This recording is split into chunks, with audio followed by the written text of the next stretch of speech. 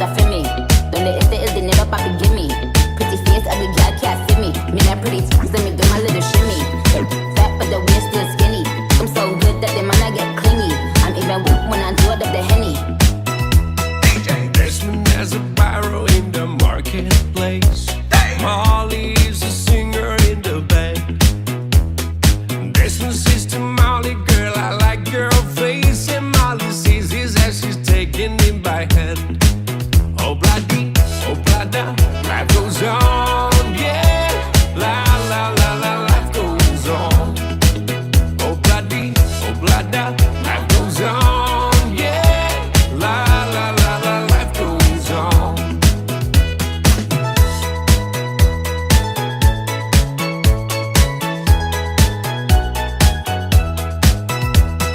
Desmond takes a trolley to a jewelry store. Buys a 20-karat golden ring. Takes it back to Molly waiting at the door. And as he gives it to her, she begins to sing. Oh, bloody, oh, blada, life goes on, yeah. La, la, la, la, life goes on. Oh, bloody, oh, blada, life goes on, ooh, yeah. La, la, la, la, life goes on.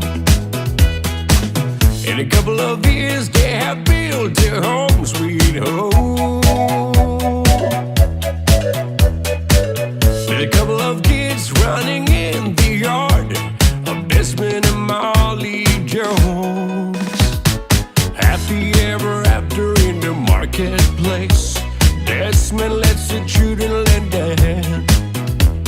Molly stays at home and does her pretty face. And in the evening she's still singing with the band. Oh, bloody, oh, blada, life goes on, yeah. La, la, la, la, life goes on. Oh, bloody, oh, blada, life goes on, ooh, yeah.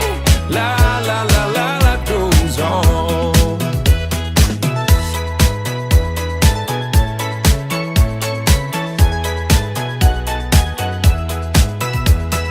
Desmond has a barrow in the marketplace. Molly's a singer in the band. Desmond says to Molly, girl, I like your face. And Molly sees his as she's taking him by hand. Oh, bloody, oh, blada, life goes on, yeah. La, la, la, la, life goes on. Oh, bloody, oh, blada, life goes on, yeah. La, la, la, la, life goes on. La, la, la, la, life goes on. La, la, la, la, life goes on.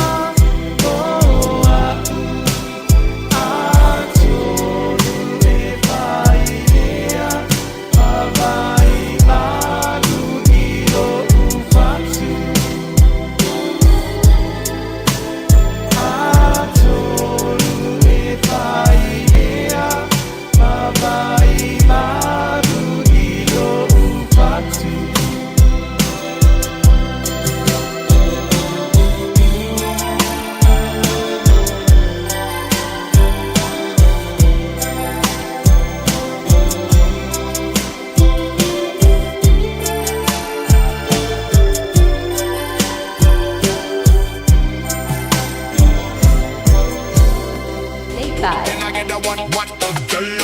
Can I get a what? Can I get a what? Can I get a what? Single ladies, I can hear you. Single ladies make noise. Single ladies, I can hear you. Single ladies make noise. Yo, girlfriend, it's your birthday. Yo, girlfriend, it's your birthday. Can I get a what? When I get a what? Can I get a what? Why? Come on. Can I get a when I get a what? Can I get a when I get a what? Can I get a when I get a what? Can I get a what?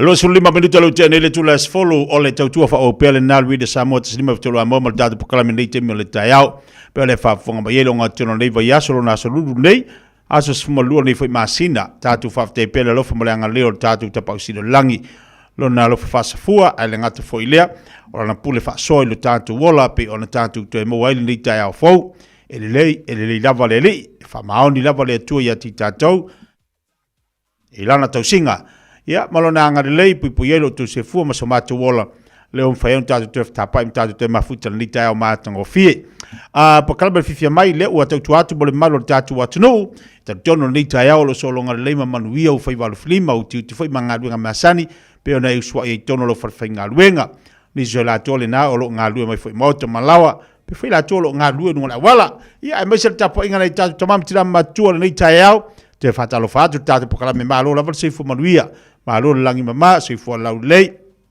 nei tai au fo le ua a mai le tu fa popo ya so tatu wola a we foi maso foi tau dia nei o langa lo tatu au na mo tatu ngaru e ai ia fo ia le vi inga le li fa tai le tu ya na fa manianga o fa manianga fo o le ola fo de malo si fo e fa fo wina pe ya ti tatu ia awalu tatu vala wina pe ona tatu ngaru e ai fa talo fa tu le ya tu u mala wa nei tai au paanga u malava de Samoa paanga Fiafia Mai mal tautua yaso malava fatalo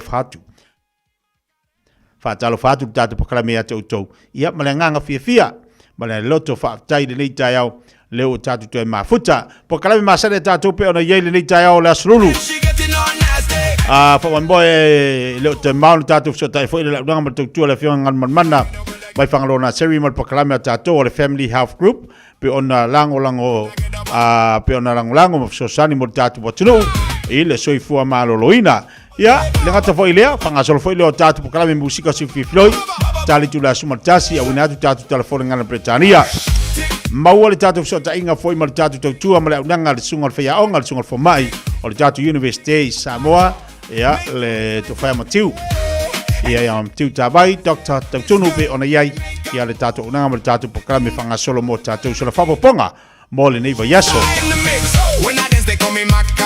ma tu tatu pakala mi fa solo tatalanga leo lo mo le banoa e te tala tatu le mo malo tatu watu o le tele lo temi o pakala me tatu wa uma wa fai u tatu pakala ai fatu a tele tatu vala wa au mai me la na fa malo watu tatu watu ele mo fai ona to e tali se vala pe a uma lo tatu temi al tele la va tatu vala au tatu fa so pe on tu na mai ya o le ua fa te fo le sunga fo mai te tala le vanu fo ilia e a mai la ngono tatu watu lunga po kalama tatalanga ina i vaenga o tatu ngal Samoa langa tau fo i to finangalo e tau ia nei vaenga i a mai mo tatu e ta pena ai le tatu ngal Samoa e mesela e tau fo i lo fa so ni fa la utile ai tatu po kalama tatalanga a o le timi te tala le tatu le ina fa bon mole ya va vela vala uma o le tele o tatu pokalamele na lua eva yaso vasta tatu ni maun tuolin tala tatu le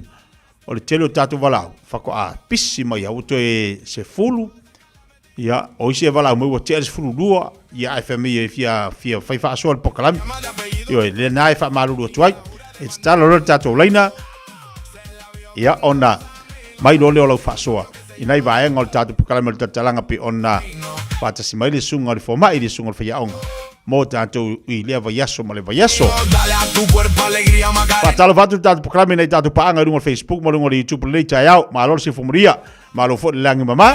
Luas fruiva minito te nei ia le tu las fulu. Te tiel to ono nei leo tātou mafuta se pa evistemi lo le so. Tasilima I Vatolu Amo Radio Samoa. I get it down on the dance floor. Watch this.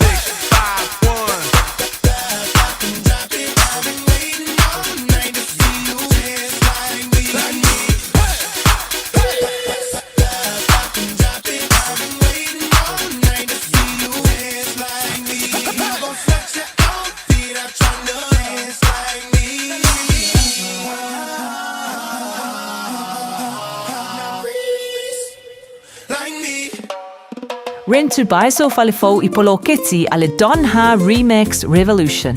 A whaio e tū facilitating a whatia so falimotu. E maua fale e lua, tolu, pe whapotu moi au kirani atoa, mai le 5 se lawi waiva awheta la. E ma whaio ne e wawe whaatau al fale, pe a e Rin to buy. A whai awhe lua se lauri masfulu tā la, pe ilunga atu le tupe mama alo ha inga le vai aso. E tusele nā malpei meni a matamai I le ono se lauri masfulu tā la, I le vai aso. E mawhaio na mawai masauta awalefo, ai e iai o nā iainga. Wala au mai loa I le o valu se lau, valu o, le rent to buy I le o valu se lau, valu o. E iai inga matutu ungai whatatau I le nei avanua, o le nono ina o tupe. I whaalamulango iai inga alfali tupe, o lai se neina I lalo o le REAA, Blue Hafe Malevalu. O e sauni malanga I Samoa. Maratua lola moana rento solo o maua ai so se tua ngā taavale e talawhea ngai mau mana onga. E mawhaiora piki la taavale mai le malai vale le whale o lopo o whangalii. Whaapelo tātou o fisa au tui ala fua. Pe momoli atu fo i le whalitali malo o lo e whaamautu ai. Ai ngā whaabitoa. Olo ia tātou insurance cover e te fili mai ai. E nani tupu se whaalewelave ai olo o iai le whaamama avenga. Maratua olo iai le tātou account i New Zealand. Pe lafosa fo i le moana rentals e whaonga i le Pacific Easy. E whaonga i lau credit card e whaatino ai le tongi na o lo sa. Mori si whaamtalanga wala au le Pacific Easy i le ovalu se lau. O tasi ono po onu mera masani au kilani. O le lua fitu ono fitu iwa fitu wha. Po o le lua fitu ono fitu iwa valu wha. Talo sanga e transfer o i le moana. Pe asi siane i le tātou Facebook o le Moana Rentals. Po le upenga ta wha ilangi o le moanarentals.com. Moana Rentals o laupa anga e taitolo ina oe. Au e malanga asiasi i Samoa. O ti ngana uniform. Whawawe nei loi le Papa Toe Toe Dental. Ma whaongalau Community Services Card. E se iai lau nifo i le nao le fase fulu tā la. E whaia foi nifo auroi wha ai ila ai lau Smile. Susu mai pe wala au mai i le Papa Toe Toe Dental i le lua fitu valu whabalu tolu o le tua tusi tolu fitu lima Great South Road Papa Toe Toe. Papa Toe Toe Dental, smile every day. O fiatu whātasiona no ngā tupe uma. Ai asa tupa se whaipoiponga. Pili laiti po o so whale motu. O le Trust Finance Mortgages e le ese tutonia lātou brokers. Mana au noa le onua o, whalua lua tasi. Beta mai ane i le trustfinanceMortgages.com. E iai inga whapitoa. Trust Finance and Mortgages. Finance solutions you can trust.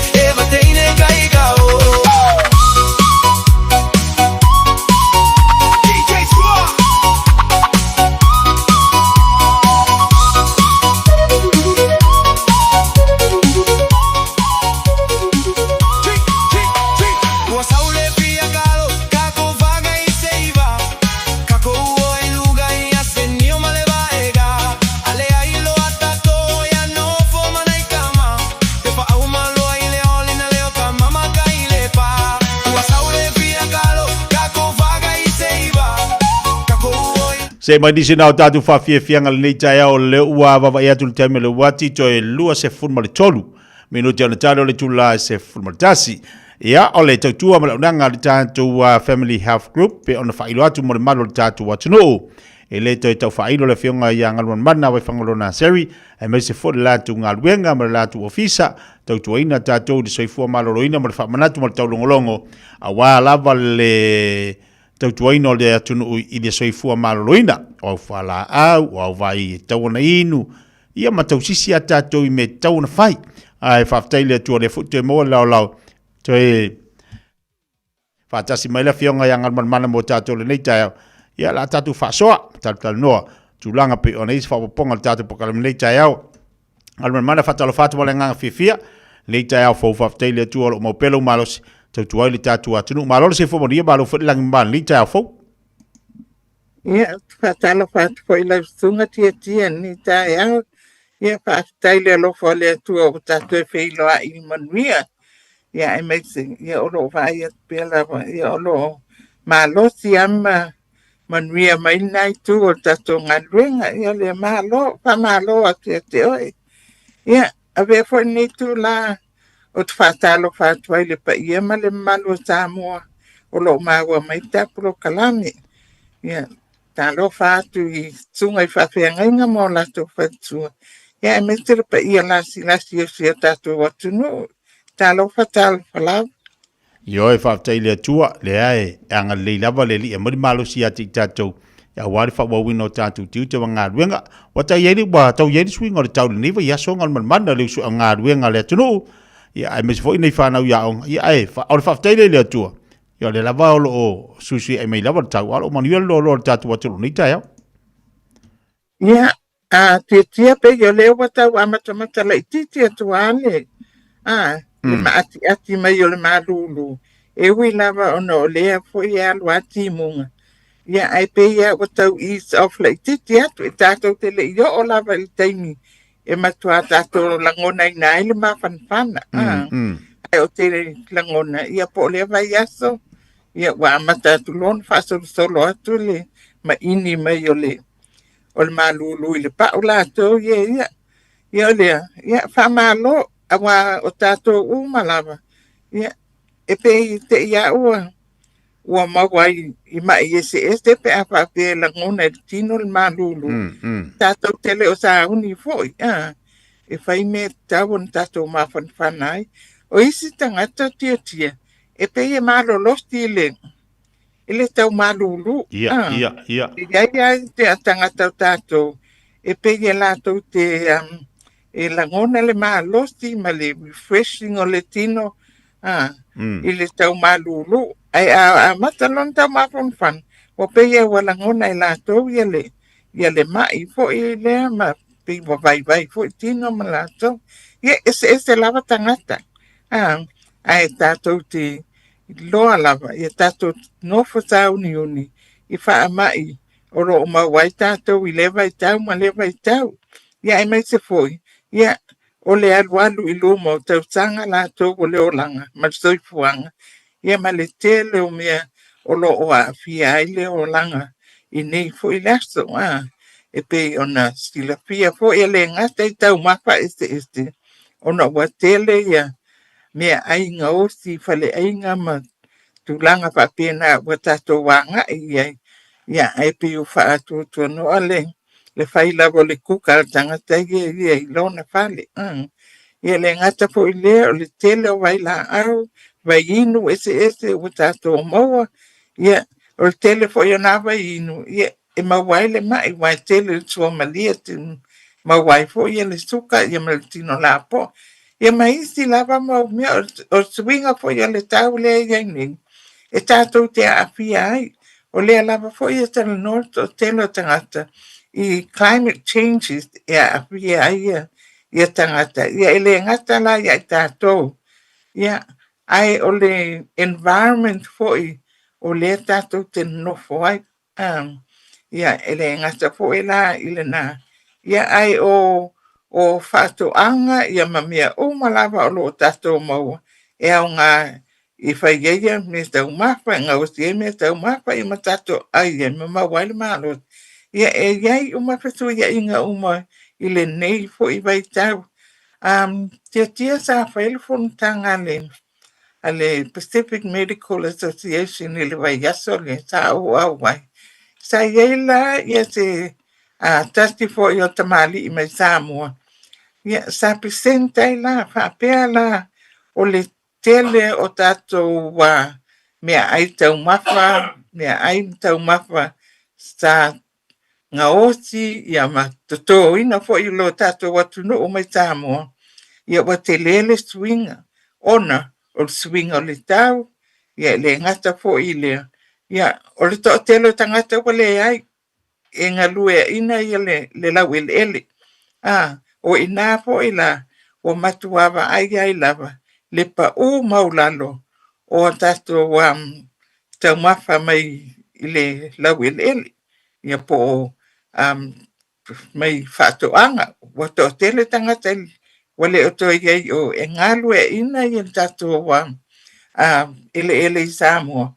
Ia o le mea fo ilana, wa tele ai fo i whamai ona, wa tele o tatou tangata wa ngai. E whai e fast food, ia po o mea ai fo i mai whale ainga, ia wa tele ai le mau tau mawhangau si este. Wa ngai ia o tatou tangata, ia ai a tatou tino la po, whapea tatou na Samoa i nei, o lo o maua le tele o whamai i mapua mai i mea tau ma. Ai lea i lo atu. O Samoa ua matua vave lava le alu o le tino puta, o le mai suka, o le mai fatu, ia mea uma lava na, ia ea paalele. E mo ia le tatou te iloa, ai ua mana ia lava le whalongolongo, mai ia i lato o lo whainga luenga tonu, o Samoa lava ia lato su e ngai whai, o lea la, ia ua tau fo ia tatou mafau, ia tatou no nofo tanga iai ma tatou tau niuni, ia po wani mea tatou te mawhai, ia on tatou ngā lua iai, e whaalele iai nisi o whaafita li o lo tūlai mai, i tonu o a inga, i o tonu a lalawhanga, i o tonu fo ia la tunu, ona o fetuia inga o le tau, ona o fetuia inga o le olanga le o tatou iai, ona o wasui uma mea uma, whapena fo ila le tatou, wa ai whaal mafau fau, i le fetuia inga leo ma tatou iai, ia e whapena fo ila le matou, tilo le matou, fo i pito la au, i le sui fo i on mafau fau ngā tangata, a ngā i le ngā luenga wha tau sui fua po ngā luenga wha po mai, o lo o whaia nei, e pei o le alava mātou te una ia tua le atunu, o e whai tui pui pui o le fulo, o e whai a tui pui pui o le nisela, ona, pau le o le vainga, e ma whai hei ona pui pui a mai a outou, pe ato mawanga i ei le wha mai lea, e mo i e le whapea o le a le mai, pat o le a le maua o i tū langa tū ngā, o wha mai ia e peitai, ia wa iai fo ia le suinga o mawhauwhanga o tangata. Anga i nei mea o tui pui pui. Wa te te anga i iai. O la wala whapea. I le ai e malo si ale tino la tau i e te te atu ai nā. I nā siama. Ia mana mea. Ia ai le ai. O le fo wa iai le tele o mea chemicals ese. E ala mai vai inu, e ala mai tau mapa, e ala mai... Wa fesu iai ai fo e mea e o ngā naturally moltino la tau ia titi ia na o tina wha ilo atu. O nisi o tūlanga ia nei, ono o lea lava tātou te iai, i le vai tau o le fesu ia inga o le o langa, fesu ia inga o le tau, ia ma mea umalawa. Ia, ai mai se po i mawhau ngā tangata marato attitude, the mentality le o tatu iai. Ia e piwala le me tau wha malam lamat. Ai a whai a watu mawaro mawhau e lea i le whai a so tui pui pui. O te lea lui wa i fō mai. O te lea lui siaki so toto mawalunga pe a. O te lea lui wa ai siaki so toto pe a. Ia, o nā lawa iau a ao ia lau tali. Mō lou so i fō ma lo loin. Ia o mātou ma tieti. Ia nā lea wanoa lawa tau longlongo tuai. A lui wa i fō mai. Ai leanga, le vai atu te iau patu me tā luma tia ai le lopo le ale mea e whaianga iai. Ona, o lea, e tau lava nā le vai pōma, i alai no whono whaia. Ona o le wha maa a whaila leo le mawhau o ia leo o anga iai o lea. Ia tātou no whau tanga iai. Te le whethu ia inga. Te le whoi mawhau e tātou te le fitai ia. Ia taimi fo ini tieti, wa sa wai fo ile matua lato, wa e le to e popole a avatu lava, e le a yo lai fa malo mai iata, e te le to fina wanga, ia, a wai fina watu pia lava, ia ai lava li tama lo matua, ia lana ia pilfini, ia ina alfa manatu watua, mantua tato falma iye, e fale wa ia tonu South Auckland, e wha amu ia mai e to tele o tangata. ona na o tātou lava tia e le otele le waiting time. E whaatali e te vai se fōma. A wā poe la ai ala tui wei mau pe te wili atu e book sau appointment I se ti wei mau. Ai whapea mai o le taimi ma le asara nā e te mana o ai e le o mau sa whanau. A le mau e papatoe e a e mawhaina e aloanga iau. Ia, na whapea nā ia. Ia maleti fo I a vāinga o tele o whapoma I whale ainga. Wale o toi tāla ia stona. Ai na tātou o lea te tāla o tātou whanma I e whānei ia stona mai le iwa I tai au anga I le whā I le apiapi. Ia ma le asala na o pen miwa lava I te talai. O leo tātou mai uma lava I anga I whanma I e whā. A whapea e leo toto mai pe wai whālongo atu tai au. Ia wale mwhaina e anga I le lotu ona I le o le leilo whālongo. Alu pen miwa e wa ai ia le fōma. E mawhai lava ona e walk in I le weekend. E wa ai le fōma. Ia tasti le vāinga. Anto I whamanatu atu. E whamanatu atu fōi o le te au nanga al Pacifica Family Health Group le wai ai nei. O le whataltala noa lea o I lātou mai le 5 ma le ono tautanga anga I le 5 ma le whā. Ai mai se o lea ua mauti noa to tele o tātou tangata Pacifica. Ua whaina po ua maari liu fōi I le kānesa o le tauwhale ia po le bowel cancer. O le whamanatu atu ai a whai ua maua sau envelope e lafo atu I le meli lano mea mata pe ona o whaali atu I vai aso tuana I atu. Ia na e alu la ia le whaitau lei ia ma follow instruction po whatanunga nai whai mai ai. Ina I ma whai ono whai mai sau sample e awe sue. Ale ai, ia, a mai e tato a tiati tato palma I leia. Pa isi tau soifua. Ia wha ale le whamatala leiat. Pa sino ate o ele whainga. Ia, a whape ma whai ai lava ona whai lava I nā teimina. Ia, whai ai loa, ma send ai loa. Ia, ke vāinga lea. Ona o le mai tau mai. O le tau ate le tuta o le apa. O le population. Ia, le whainga o tangata. A tonu lava al Pacifica. Ele io lava e whaini lato wa suenga tia o le bowel cancer. Ia o lea. Ia, e pe ona mai tau wina po. Ia to tele ia tama. Ia tama. E mawa le vaenga lea. Ia a tātou fo itina. Ia, awang le tātou te whātari le. Ia tātou fo suenga. Ale te cervical cancer. Ia por kāne so le ngutu le whāutama. Ia por le ngutu le whāutangat. Ia, ele ngata po I lea. O le breast cancer. Por kāne so sus. A whai wāwatu lau whailoa. E te tau o lea ua piu Ia lau suenga. Po lau whaata whapitoa mo le breast cancer. Ia, awa te whaatamala. Alu mua e whai lau whaata. Ia whatua e alwele I tā mua pe te alwe te tapao po le alime taunu pai. Papena fo ia lau screening. Ia po lau smear test mo le kāne o le ngutu whaotangata po cervical cancer.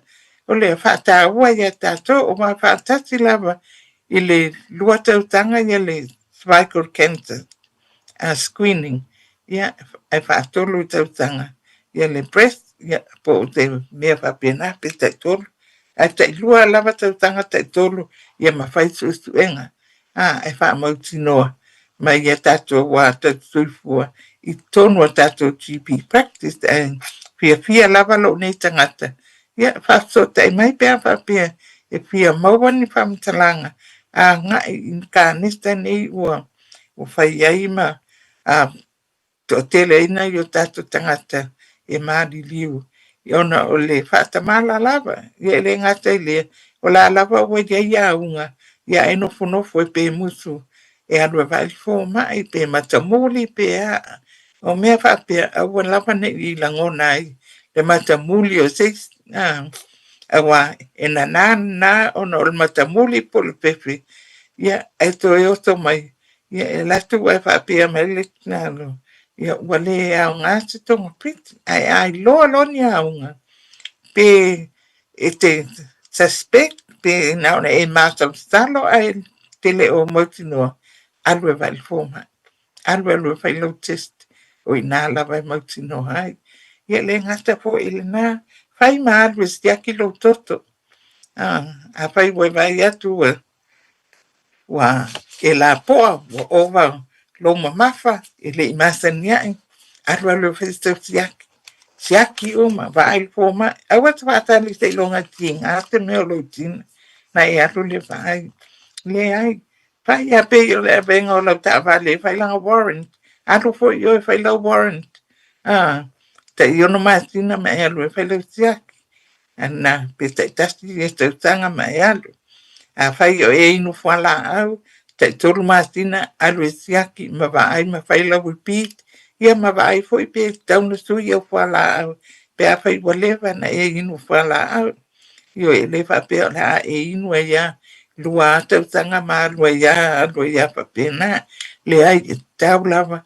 Ona e toru masina, a lui tu siaki, fai lo blood test, fai uma lava mea uma, iana, tarinoa la ia lea, po tu ma wai pe, po wai esi swinga, a wai esi swinga, ia, fatal tanoa, e ala tu ma wai pe, ia whala au ia. Ia malesi tu langa titi o tato, na tusti me lavo whala au, ia te vatu, oka, o lisi pitu whala au e inu leto. Lisi lima, lisi ia, ai le malama tele po le ale po ala au le po le ale mea le. O le fautua tuai, o le ale po ala au le ala titi le pai. O le alo naonga, o le ale po ala au le pa ala umi le ai. Lan pini, o le ale o ngali. E te tau ona e malama le iau po ala au wabatu. E te poila, ona e faima e pa alongo. Po ieni a ungo sui, po ieni a ungo mo pa au popo, ile masania. O mea o mana tango tusi lalo e leu dari. Ia, ina ia e mantua pe ai alwe vai lo foma. E toi fai lau repeat, a papea le talu I Samoa a e inu whala au. Ai te iloa e umi ona e iai.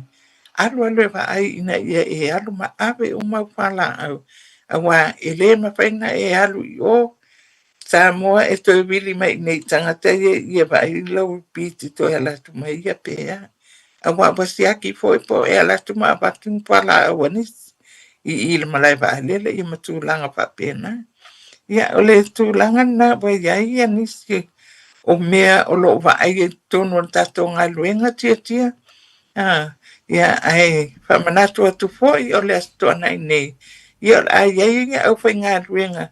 It's whanong long atu pe to tele air services to le ai I le Palesta a lot mamona I Ferguson Street I mai le full dusty anga I le tolu le oli ia e te tala ai mo so tangata e fia malam la mai au o nanga uma fal stoi fua malo loin ia e nā po ia la ia le au o nanga Pacifica Family Health Group ia pe Cecilia I foi, ia, matalia tuai, ini Cecilia o lo fia malam la mai, ia te tia pe iai lava si vaenga o. Le wa, matango fia te rele whaasoa ngal mana, e se le tau o vaenga pe ona e au mai, le nganto le tau longolongo le lava wa e wha manatu, tau tua nā matatou, o lisi vaenga pe ona wharangolongo atuai, e le wha pea e anga ilunga tau sanga, natu tusai lo ta malosi, wai ia tangata fitu se limas fururo ia ile te mori malu si tala bau fu ile angal mana lena mati ile alu le atoa ia masawa ai ma va bere nga yoi e amata amaka fu ia limas fururo ia amata fu ina silo wa tau yer swing ole malos e o tu lo se furu wa makanga su ya ku fiku se furu wa ia ku ia fitu lima falu se furu le malosia wa ia luinga la tala fu ile ala tau la tau longolongo fai mai alu e fai lau siaki. Bole a mai oi ai whalonga tu o yese meo whalongo ina lono winga. e sui ale malosi lantou pea ona sui fo'i matua. Ai o le taua, vai au whala au, vai e tauna whailau siaki, po le ase mo whale tonu lau tino. Ia, matautua nā mau, ia luka aftae, oi ia wae, taunga, oi e vai oi ale au tau maftanga, ia matoanga e tau mawhale vai. Ta leja. O lo soifua o lo yo a haolea. O e lava ia le tima tatala. O mea umane, e mo ia tātou te whamanatu, ia mawhai atu, alu vai fōma, a ele fia alu lava.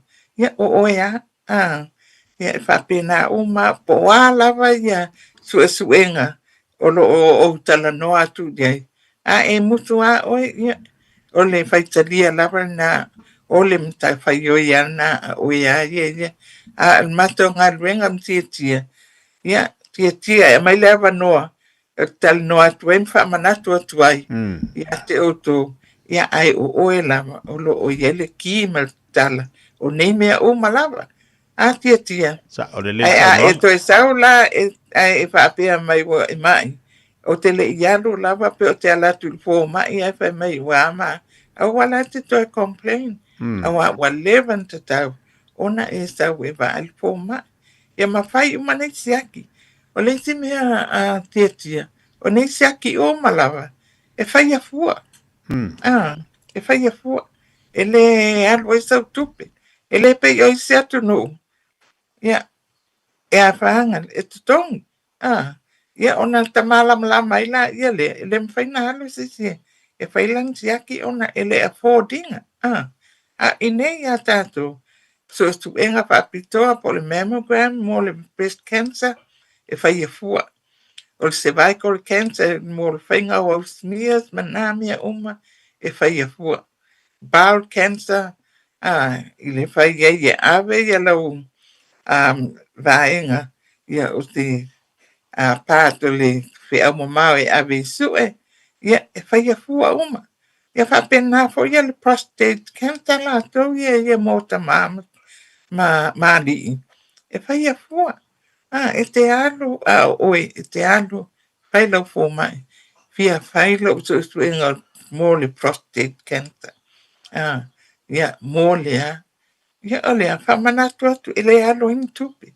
Ai, o le manao, ina ia vave o nei loa. O le vave foi na o na tonga pitia.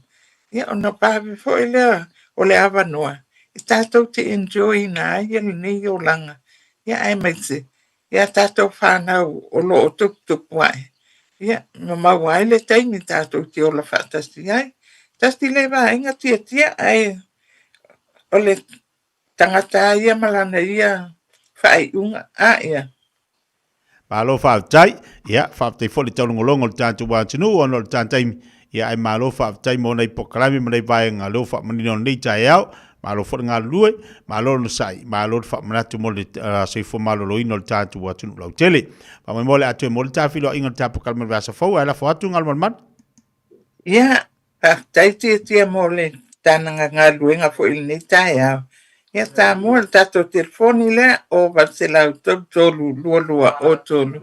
Pesa o tai mai iai pe iai lava se mta upu pia a talanoa ina ia neitu la. Io fatto papa sei fuato stamo. Alo fa ia sei fuato.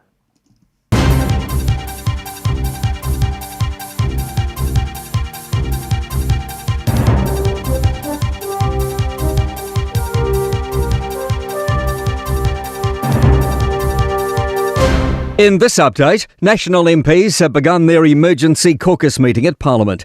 The Herald reports its latest intelligence suggests Chris Luxon is not taking a backward step and will attempt to stare down the latest leadership coup.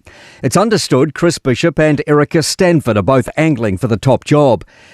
News Talk ZB's Ryan Bridge says he's heard reports of a new challenger. I've been told just in the last half an hour from multiple sources inside the caucus that Chris Penk has been doing the numbers for himself.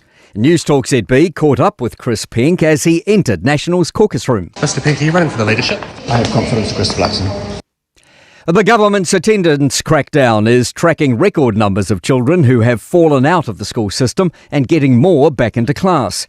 Associate Education Minister David Seymour says almost 12,000 non-enrolment cases have been recorded this year, more than at this point in any year since records began in 2016.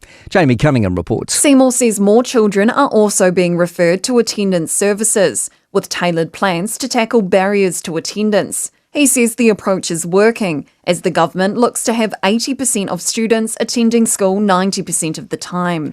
The Mountain Safety Council is warning even an afternoon walk can turn disastrous in an instant. Rebecca Woolley died of hypothermia after becoming lost on a day hike in Arthurs Pass National Park in October 2021. The 37-year-old experienced tramper wasn't carrying a personal locator beacon, a sufficiently charged phone and enough clothing or food. Council Chief Executive Mike Daisley says most people assume these walks are attainable, but Woolley's death is an unfortunate reminder to be prepared. All hands on deck in Colombia to find survivors from the latest destructive quake to hit South America. The 7.4 magnitude quake struck the western province of Chocó yesterday, with more than 200 dead and many more injured. It significantly damaged the city of Cali, more than 200 kilometres from the epicentre. CNN's David Culver says shouts can be heard from one collapsed building. That's news. In sport, two competing bids might emerge for an NRL league team in Christchurch, with the City Council distancing itself from a leading private proposal. A group has been established to explore an expansion, which includes former New Zealand Rugby League chair Rion Edwards. The council says previous bidders are supportive of the approach, but they're not working with the Southern Orcas bid. Orcas chair Sir Graham Lowe says they've met with the council, but are unaware of any plans. I sort of had the impression that they were trying to do their own thing down there. I'm not sure. They haven't been dealing with us, but we tried to get hold of them for about a month, but couldn't get them. All Blacks coach Dave Rennie's allayed concerns surrounding Damian McKenzie's ankle injury after he left the field in the 54-0 rout of the Sharks at a rain-soaked Durban. That's sport. I'm Malcolm Jordan.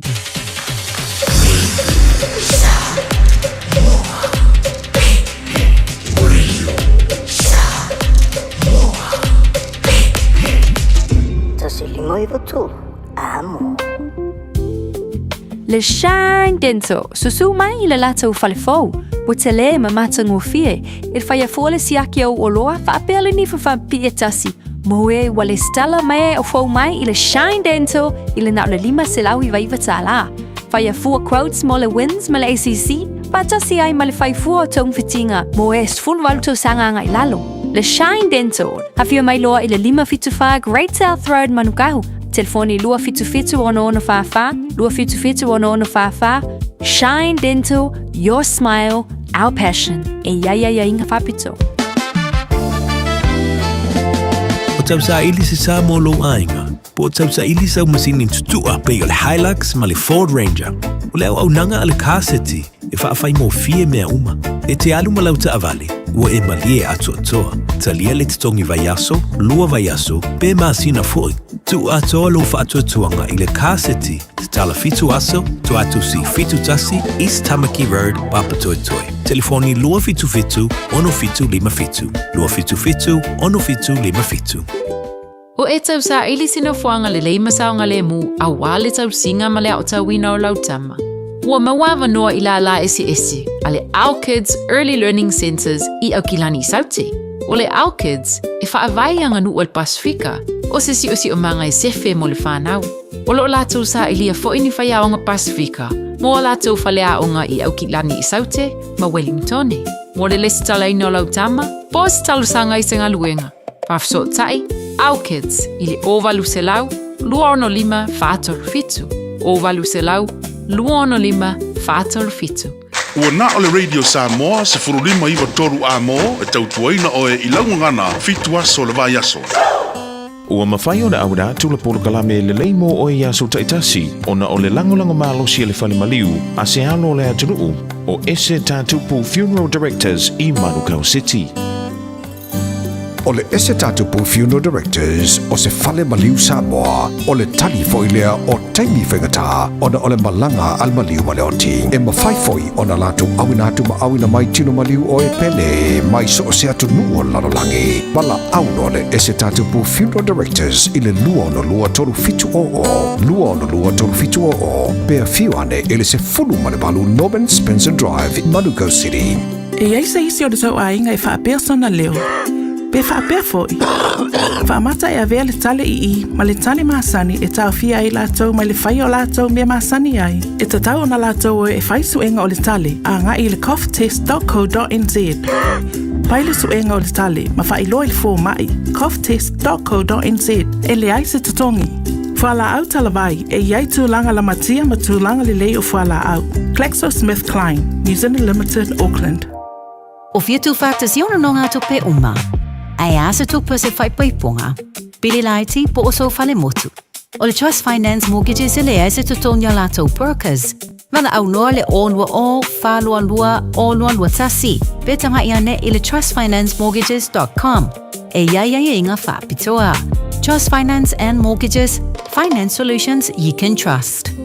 O tupe whama moni Samoa, mana tua loa le Pacific Easy. O loo whaawau pia le tāru papitoa nao le lima tala te tongi pia whaunga aina le Pacific Easy app e whaatino ai au tupe whama moni mai lau telefoni whebe ai. O loo awanofo le tāru direct transfer ti posi mai ai au tupe le tāru account ma whamali aina fasili lupa le telefoni ma whaatino la whaino lau tupe ai na whapitoa. Mo le tutongi no pidio le pai, mo li te ngā tupe so se whare tupe Samoa, pe te tongi ni no ngā tupe le numpi wha, Samoa Housing Corporation, UTOS, Samoa Land, ma so se au nanga Samoa, o lo ma whaino whaatino uma i tātu au nanga o le Easy Pay. Mo le silifia, o whaasoponia so se wahenga ni usila i o tātu la la, o lo awano fo i o tātu ofisa i o taro mamangele, pe whaunga le Pacific Easy Mobile app, mo le direct transfer, whaasawa i lo taimi, ai sili atu na whaasawa i nau tupe wa taunga tāle penisini. Mo nisi whamtalanga wala au le telefoni o Valselau o tasiono ono, po numero masani au kilani o le lua fitu ono fitu iwa fitu wha, ma le lua fitu ono fitu iwa baru wha, Pacific Easy o lau paanga mo tupe wha mo boli Samoa. Tai mele wate le osfuru minuto te anere tula sumaltasi tatu talafauti na ati at ole ngal Britania niso tatu whalinga au unanga matautua niso kampani o lo tautua ina tatu wa tinu ia ile nefo i vaitemi ai ol pakalami tatu o talanga pe ona tuna ati mo le malo tatu wa tinu ve asta tasi le fa wa mfai ona to mo le fa poponga le va yaso ina u fatsi mai ia le sunga le famai le sunga le fa ya onga o tatu university i papangalangala i Samoa le sunga ya ta ya o Dr. Mtawa i tonu o le a tatu fa soa fo le neita yao ia inisi vaenga taua o le la au o te le taua tua le tatu la au o le la tatu talano iai ma tatu fa soa ie le ua uman tatu talano i le ava maona vaenga ma le taua ma upo le atunuu ma lona whaangaina e se le taua fo le fa soa e mo le fo le anga whaptai le tatu atunuu ia i manatu malangona sa au mai le taua le ava ai o le taua ni pe anu fatu te mo sola e te me tala tual tatu laina na tala maila na wala au mai dola ile o le tele tatu wala e pisi mai e te asfuru rua au umal pokalame ioi ai o tatu pokalame le wa amtari ni te me tayao la se el tatu pokalame Samoa le fata si mai sunga le fomai o la fa so mai mo tatu ia tala tatu laina e te wala au mai tolu fitu taslima tolu o le ase taua o le aso na nga au afu di vaenga te fia fa soa mai fa popo mai ai lunga le tautua ma le aulanga ale sunga le fama ia ta iao ia ma ti tiel nei solulu pe ona tatu iai pa talo fatu la sunga le fama ma lo se fomo dia nei ta fo fatalo fatu tia ma lo so fo manuia malange ma fatalo fatu isi mamalu so tatu watu nu lo fa penau na em papa au so se tafo le kelope ia be se lava ina to lo fa penau na em papa au ia te ro New Zealand fa pe fo ila to Samoa nei pe o la o nanga tu Samoa nei o la to le tanto university au Samoa ia ma le o nanga fo ile tanto le tio Samoa lo fa pena ona ia o kilani ia ai me se fo i o le fatalo fa ia o na sina le tu o lo fa pena ona fa fale le malu so se fata fa te blanga e fia ia wase no nga manu musu tatu tu no ia fatalo fa fo nei me tu tausi o fa pena ona alalai maota malawa ia tono ainga ia me se fo il fa talo fa pitoa il fa nau o ila to lo fa pena ona au te ia le nei pol kalami o tartalanga ma lo so i fo manuia ma lo fo ile langi mama Malo whaftai le tua ua mo pelo malosi ia ele ngato fo ile fa malo longa le ia oi ia au tu mo faiva ia ta tununga ta pokalame mal ta fa so a mesil fa fonga le tunu ele fa ngo fia o faiva flima lo te tu ta tu tunu a oina fo nei tu pulanga tala ia e fo nei ta tu tangata mat tu le naolo anga ia tolo ia fo fa so lo sungal fo mai fa taila vi ile li le te mol fa ponga ta pokalame mol nei va yaso ia to tele nei ta pa anga sa tu e vala mo lava yaso doctor au umur pokalame ia au fa maru maridie o pokalame umur sfurua ele alua ku fa per faitu la mala tu ia le sime ele va pe ke fo se donga o mau fe au fa ko ai saude vala mai ia ali tau le na ina fa maru le tatu atu pokalame tatu talo sfutasi uma tatu tala fo le ngana petani al watu lo na ia lava tatu temi ia ai fa tele tua ola se atu tatu pokalame ia o ani vaenga ola se la au la tatu faso o te lo foi te le lo na tau mo fa fomba le tatu watu Maro faftai o te ro o se lao lao le fo ile fa ta fa so atu ai la au le la ta tal no ai le vai ngor ta ya ia on tala fo ile ta la ina pe fa so mai si ne te i we se vai nga e pa u ya ta o le la au le wo na tu ta fa so ai o le ufi ona o le te le fo io fa upunga a o le vaonga ngana fo io o le tatou ngana e mau mai fo ile ala a atonu se la au fo ile le ia ele ngata fo ile o le matai ai le o nisi fo io matua tausi o le ufi ia ai me se fo o fia fo ile na yu tatou tangata mai atunu i fafo a mai Samoa o fia e tau mafa ile fo i a tau mafa le atunu o le ufi ai o le mea pito isile ona tāua o le au ngā fo o ta tala nei vaenga o tai au a malanga mai fafo ai tau sami le whaarifu ufi a lai loa sine upu e mo mai ile fo ila au o lo whapena o na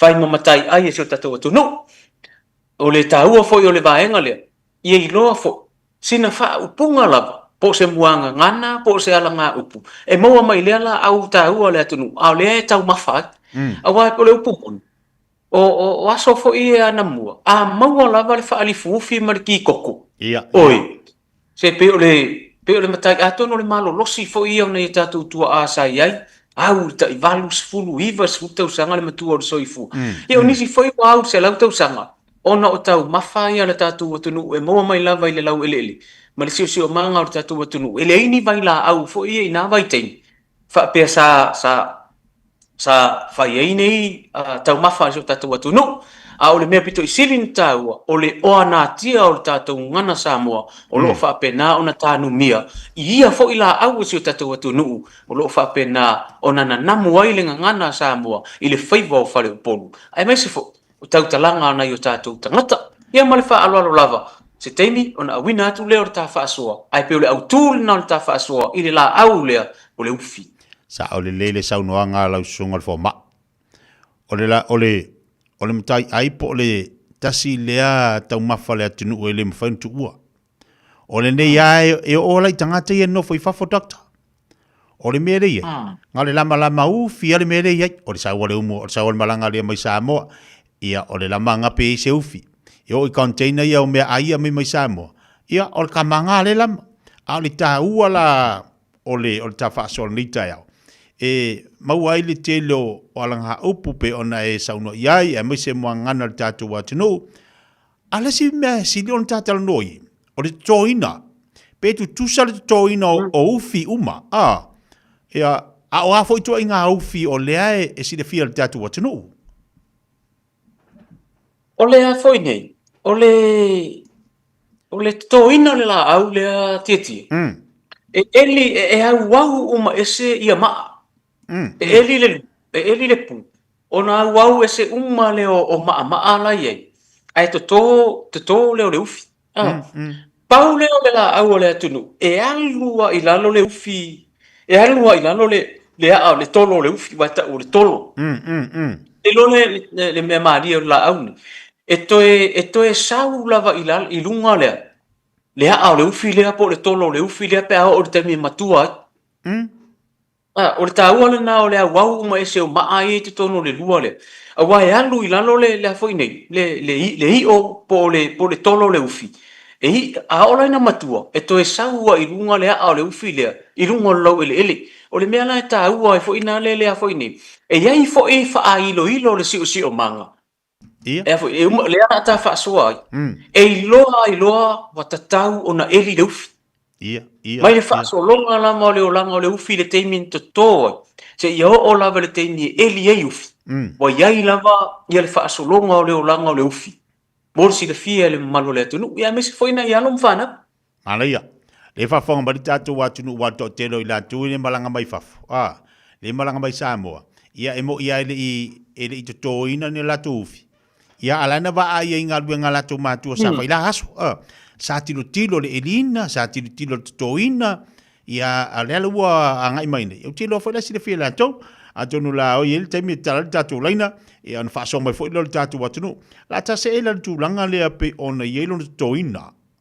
ia ai mai se o hato inga ufi wai tele fo ia upo tatu watunu e mo mai le la au ia o tu inga ufi e ile meta o le ufi tau e ile meta o le palai mao e ile meta o le palai niukini e la male ufi le o va ai o to nei ele o sa mo le ufi tonga e lo mo fia le ufi tonga e la mole la po lona tolo e tau le ai ni a fo e pipi e ai la po ala le fo ni le io po le fo ni po le tolo le ufi tonga au tu ai nga ufi na le ye nei le tatu atunu o le palai mao I o le palai niukini o le ufi tau ia mo le ufi tonga atonu fo ia male ufi vau le ufi vau le asa nga ia tatu atunu o le taimina fo ini taimina fea ngai e tatu ma fa o le tasiva I se fulu I le tasiva I tasi le nau soi o fam valelia ia matou ia le pata na o a inga fo ile o eli mai le ufi vau ele na tem na fea ngai le atunu o matulanga fa pena pe o tu ai nga ufi ia o le ai nei le tatu atunu o le taimine ta se e mai lola ia le fa solonga o le olanga o le ufi mua la na ame le ufi le e toto ia e mapai ona toto fasi ufi e mafai foi ona toto le meta o le taiulu onda sina va ngana ni te iwa na tu suenga fa matala mai po le meta o le taiulu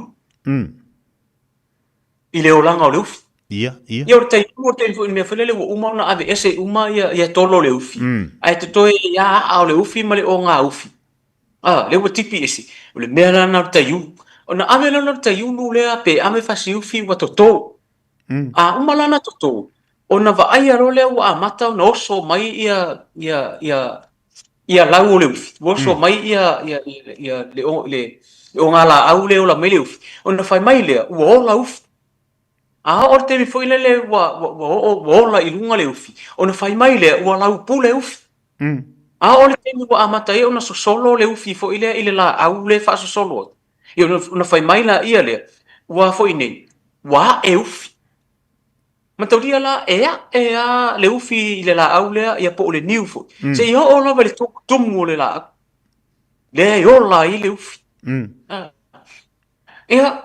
wa tutupu le ufi ma ua ola ona o foi le teni wa to ulu ai ia wa mata ona mate pe la le ufi le foi le ye le si va ngana le ile ola le ufi wa afu ia afu pino le wa mata ona to ulu la wa mata ona pele wa pele le onga ufi le onga la le ufi ona o le po luli lo ma pe ia fetangisi lo ma pe le upu fa Samoa luli pe a eliufi no winga o le teimilena o te tau loa ona eliufi pe a va ai le toi oso o le tolo po le I o le ufi wa mata no o e lunga o patpala dia la yele tali tonu o le atunu a o lo ina luli pe eliufi e fetangisi lo pe ai le po ona nei lo le tatununga na le atunu le ila le mo fetalenga na le atunu polenga ngana na le atunu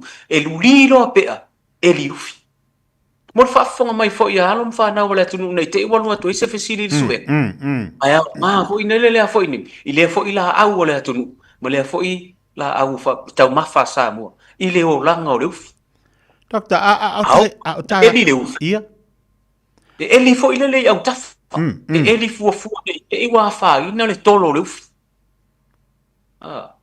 Pe le o le fa solonga na o le olanga o le ufi. Se yo o lava le teini eli e. A fa pe nei lai to to fa tasi le palai mao I palai New Guinea o le ufi tau. Ai te iwa a fa pe lai to to fa tasi ala le fai fatu anga po le toi ina lo matua I ufi nei le teime tasi. Alona winga la e te tusa fo I ona teime eli ei pe a fa pe I le matua e te tawana I le ufi. Pe a ona o le vai teime la le ua tangi ei pe a wa pe ona e saunoa wa te me e tawa ilona e leufi E fuafua lama I le itu ainga palapala e te tō ai. Fuafua lava ia le ola le ufi ma le a e le ufi. I le tu ainga palapala e eli. O le mato polo keti la ia vea fo ile nei noa e whaata alofa tu ai fo I si uso o matau I au nau mati vasa. Sa mato ngā lue whaatasi nei wa li taia mai tatou lau mua. O ia lea sa whaia le polo keti lea le tatou university. O le tuto ina o le ufi. O le se ise teimi o elta whaasoa lea I le ngafa o le ufi. Mantua e iai le tala tu o le tatou atunu. E whaamatala I le mea lea o le ngafa o le ufi. Ina ua luatu ale tolo ufi alu I tono le umkuka. Le tala fo I le mafua I le ngafa o le ufi. Ona o le tautua whanau a tiungie. Le fo I le alfa I le le taua lena. Nia po le talonga lena o le aingo fi. Lena whaatino e le tamau. O atiungie le tautua le lona tamau fe po. Lea lai whaataro whaatoi tapu kalame au mai mo mai fo I le fitalainga ia tau iau nau mati vasa. O ia lea sa whaatino ina la. Le poloketi lea le tatou lau mua. O le tuto ina o le ufi.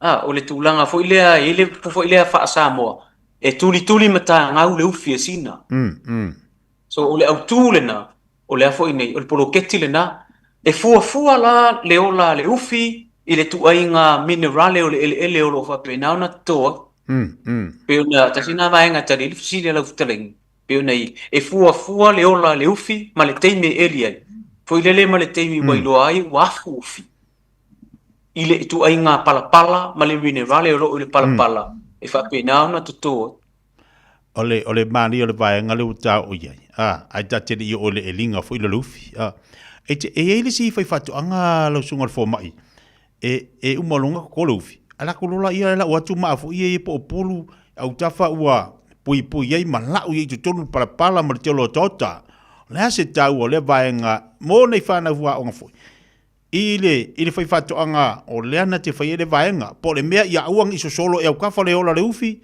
po le mea I ele na tāua mo le ola e o le ufi ile matou su enga I e whaatino nei tala eli manga nu utu wha solo ua maa uai o le palapala Samoa e more acidics o le tatou o le palapala so tatou o le ala fo ina a tanu o tatou tangata I le palapala e telefo ilele ina ele umia a liuto fanga mai o tele ina maha e vai pona ivi vanel fa fonga mai o tatou tunu ona ole palapala Samoa e tele na e ila le mea e acidics fo ile o le ala le fai e tatou tunu u metotia mua o le o tangata au mai le amu le ole mai le sami mai le lapa mai le sami fai e tu unga mag o le calcium carbonate mafu anga fo ila le to tola le ufi ona a mai le ole o tangata mala foi fatu anga ua li o fo ile I maa ai tanu palapala ona la urore ye le o taota le na e decompose e avea le o taota le na e fai ma palapala fo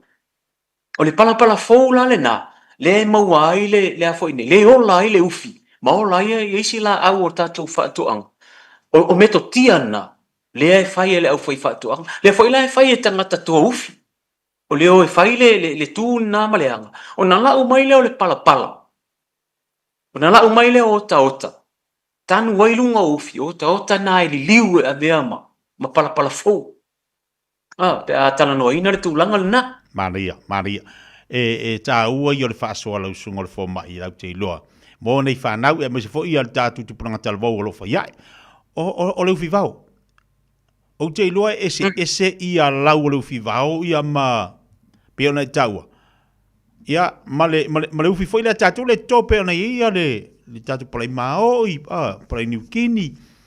O le ufi vau. Alu le tangata i utale vau, e whawhianga i loa tangata, ia bangkua i loa kanga, ia le po where mele kokoi. Alu le tangata wai lena e saunoa i le, vai keimi o le wha, bau te loa, ai longa i se nuu e le i o le kamanga o palai o ufi vau, ngā ai mai e le navu i te. E whawhianga i loa e le tangata lea le sa i le ufi vau, o le ufi vau le mele, a mangkua o fue o la au, o la solo whakasi, o la whatasi. E whai ngō whia nei loa le uwhi vau i le lau. Pau ale ese sing. A o na eri le uwhi vau. E mawala roi o le vaenga i ei tolo le uwhi vau. I le ngata e mawala lo. Ai a fo i nei. Ai e whae te ngata fo i le lewa a au mai. E susu. E te le uwhi vau e susu. Ai le i mawhaina alo i le atu nuu le teimi o le onge ma le teimi o na umae a wha. E alana ufa ya tulanga o lea sa o iai fo i le nao langa mai tua. Ia le pakta le mena matou ola mso i fua e. I mea sa to o manga iai ia tatu atu nuu i nātein. O le eli ufi vau. Ma eli ma o i mea e oi tā mu whaitama ma tā mu lau fola.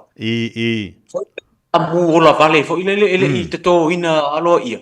Na matua o i whaasa olo o tatu atu nuu i nātein. Na whenga iai mawha. Pila le winga na mele te whaia tua. I le ese senga o le ufi lava na toto. Ma le mele o le ufi vau. Ai pe o nawa i teimi dokta i le ufi vau pe a... Po le harka mai whasi mea whaapea e whaapere pele a tangata fo i lea a. Whaapere pele o tātou tangata. Tūlanga whaapena. E ki ngā ngā aku e... E skama i meri mawhainga wawalu. Au mai a teimi o tausa i linga o se tau maftanga. E a se mea aila antio le vai teimi. E se le maana ia. Vaenga ia te peona i tā ua.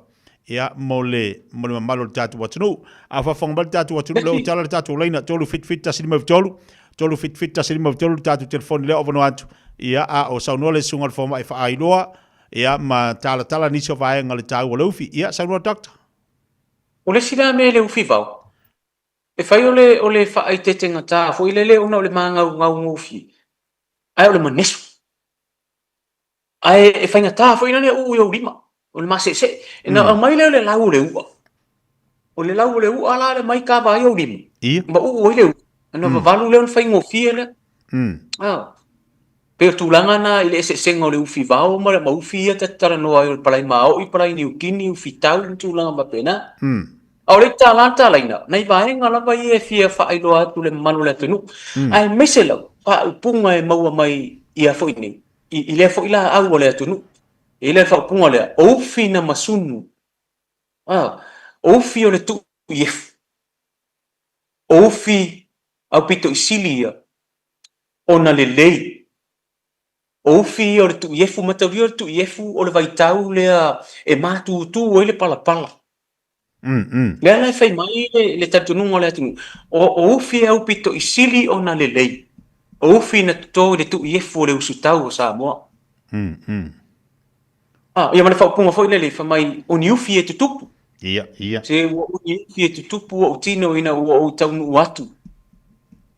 Wa manu malolo matu a inga ile loto. O le fiafia, la ngono o le fiafia. Ia. Ia mana whaupunga fo ile tate mana o ile ufi ai fefe i le papa. Mana o ile ufi ai fefe i le papa. Ia mana tatununga fo ile a luliro apea. Ia. Wa eli ufi. Ia martala ko lele o le tuli mata ngau le ufi e sina. Ia le tau nu o le ngafa le ufi o le whanau le ati o ngie. Le ieila na whanau le to a fitu. Le ai wha matala ai le tau ila tau o le ngafa o le ufi. Mana ia. Peo wha mai le atu nu le tūlanga lea. Ma wha upunga e maua mai i le fo ila au le atu nu. Ta ua mo le malama manga o nei whanau. Po le mea ngā leu fia le tatu watu nu e tau sami leu fia. O le vai kaimi o le luri ei pe a e di rol kamo. E to nunga mau le atu. Mani. E fo i tusi ua wha mau ina. Ile tusi na sa fai e mtana wenga wa onga. Se aonga. O le ngor tusi o foe lava pese. Ia. Mana e ina le whamtalanga o le meana. Luli pea e liufi. Malaya, leo el tava lau, dokta, lewa, angai mal tatu watulu, talofa. Ya, nunga ka tala mai se tatu watu nu, ile fo ila au. Ia manisi fo yo vaenga o le ufi wa pa uia tau. Lofa, ya, sa vai dokta, tatu walau. Lofa lava faila utusi male sungal fo mai. Ia, oa. Sa faila utonga ufi I utai vai lima. O tele ta uala ni ala nga upu fo le winga le ufi.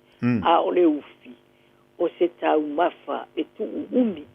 E a wafo a fa pe angi le matangi fa le anga umafai ma me fa pe na o lai dungo le ele.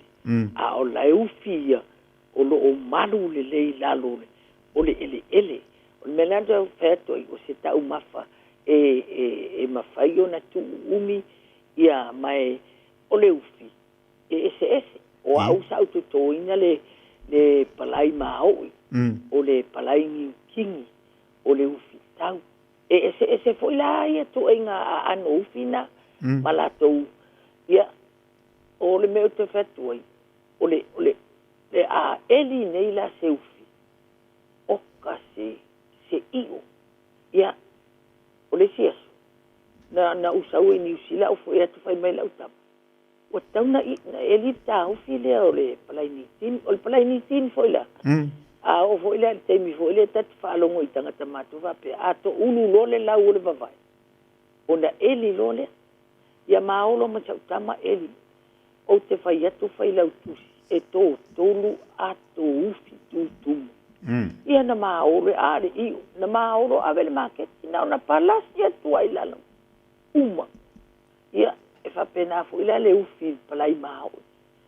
Eli foi. Oka se a foi se I o ma le ufi tau. A ole nei la vai tai.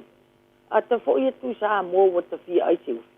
Wata ule no u se ufi ai wata ule to tato watu nu. E wale iwa vai. O se tau mafasili atona le leim au ngale tau sambe pe fo tau or foma. A ma ware ki po koko ia songa tangata matu ma le pali ufi. Ia pe ia la wata ia se fatipo. Yo le tai te faso atu na fai le tusi e manu ko kala menea.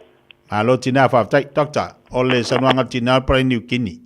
Ai e tatolunga na vai taimi e li vai kaimi ole to ulu vai. To ulu la vai. Pa ftai tina ila na faso. Le foi ua fai ona tala mai sitina. Ia tasi fo ila le na fa ai lo ai wat tauna. Ona eli le la aule. Pero fai atu. E yele so tanga o so ifuanga o la aule nei ma vaenga ese o si o manga o Samoa ai fa ftai tina ila na fa so mai moni fa ma oni tulanga mo ye ile tulanga fo ile le tasi le ufi ia ai tofu mai le ai nga atua pe fia tau ma fa le ai nga fa ye au temin o taule va mawani ufi fo ile o taule I o le tele ufi ile tulanga le ai market Walua ia tolo ufi foi le. Toi titi se lauta arta. Boio. Wa ilo foi au foi fatoanga. Ole matai ai le ole atunu, a mese la mai lato mai fafo. Ia mati pa tau no tai la. Ia se tau tuana foi mal au foi fatoanga. Ia. Tuani la lo tau ole foi vaenga wa power me ta tu no to ila. Ia, te le tu mo fa. Pera, mango konga la kone kukura so ako e fa kupuru. Deve estava lá, talofa. Valor si volia sa no mai. Alo la mo se fu, ole que sibi le que sibi ko. Ele fica ora lau palai. Lau palai. Ia. O le la wa le que sibi. Po ma wala le sibi, al fo ma ile lau palai. O le sibi mea, o no le ufi. O le kaimia e le ufi, ese ufi. O palai ma o jos kaimia. E iai le palai ma o e ka o palai ma o au kikeli. Ma le palai ma o au ingi. Ia. Palai ma o au kikeli, la po o kolo.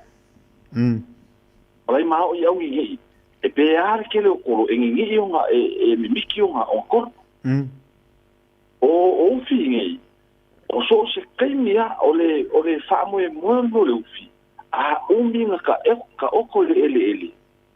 O le ke kele ngā o haio. A whapea e, wal mele leu kau le e o ufi. Ia. O le ufi foi lele. O le ufi o islaka, wa ele e kausanga uma. A o islaka, le ai e koe e ka irua kausanga ma ele. O le kaimene, wa ele le aka mamai lau e Samoa. Wa whakaika ingo, wa ele le si afa. O sa ele, lau ele ka penga o ba ai ia uola Samoa. O wango mai a ufi e mai nge iusila. O kia laku, o kangi po ufi. A ua malusu la kore mea. E whaiele e konga ufi o le rida. A o maka. Kai mai kala le rida kia. O rinei kausanga wa ele le si afa. O le si kausanga wa ele si afa. E mai kawala ngaia. A umanga ele le afa lea. O kore o le ala ka. O umanga ele o kore o le ala. Le pikore o umanga ele. A o le si kausanga wa ele o le si afa mai. Ele la ngal ka yu. Awa oisi un o la Samoa. O le fai ngai sila ka kusa a umanga ele e fuli ka yu. Ia. E fa o mo me finga kipi. Ai koko. Ia o fai nga sa maka e isi I mara o isa. A o file o ka uma. E o le asa o. O ka maka ko yu fisole a ka lo so sa ka ufi. E ka ni fera ko ni kara ko wa fini wa ka fia ai ni ya le ka una sole o ki pi makini ma le kipinga e ka fai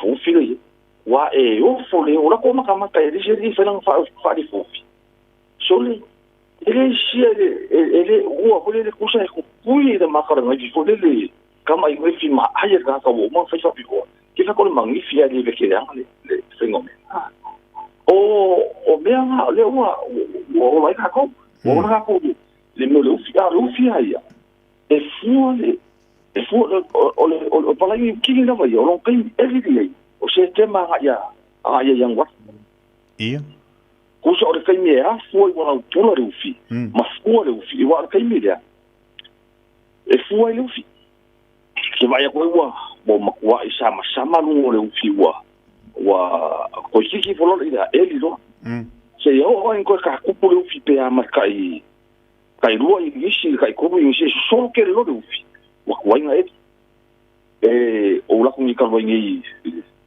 ka usanga len ke ngi o ka usanga o ke kila ko o la ko fa ka malo ko fi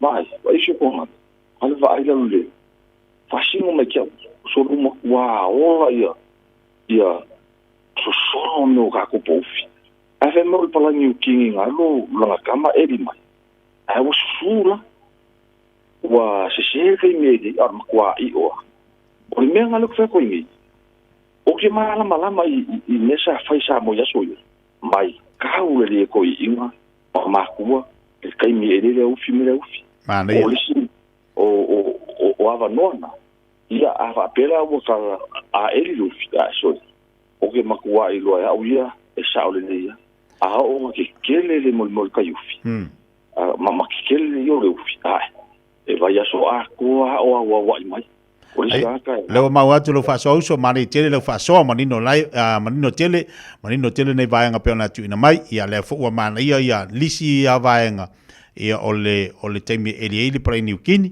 ia fa tai so bolo fa so nei vanga taia ono tatu temi doctor le wa fa fong mesita sini fa so fuala ia o te fasa o le fo nei le manatu fo io si uso fa penan fa so mai peno fa ia roketi le investi na mato o lo la eli le si ia na eli la o te le aso faraile matu eli le fo nei eli le tu tau matau o le ufi dea.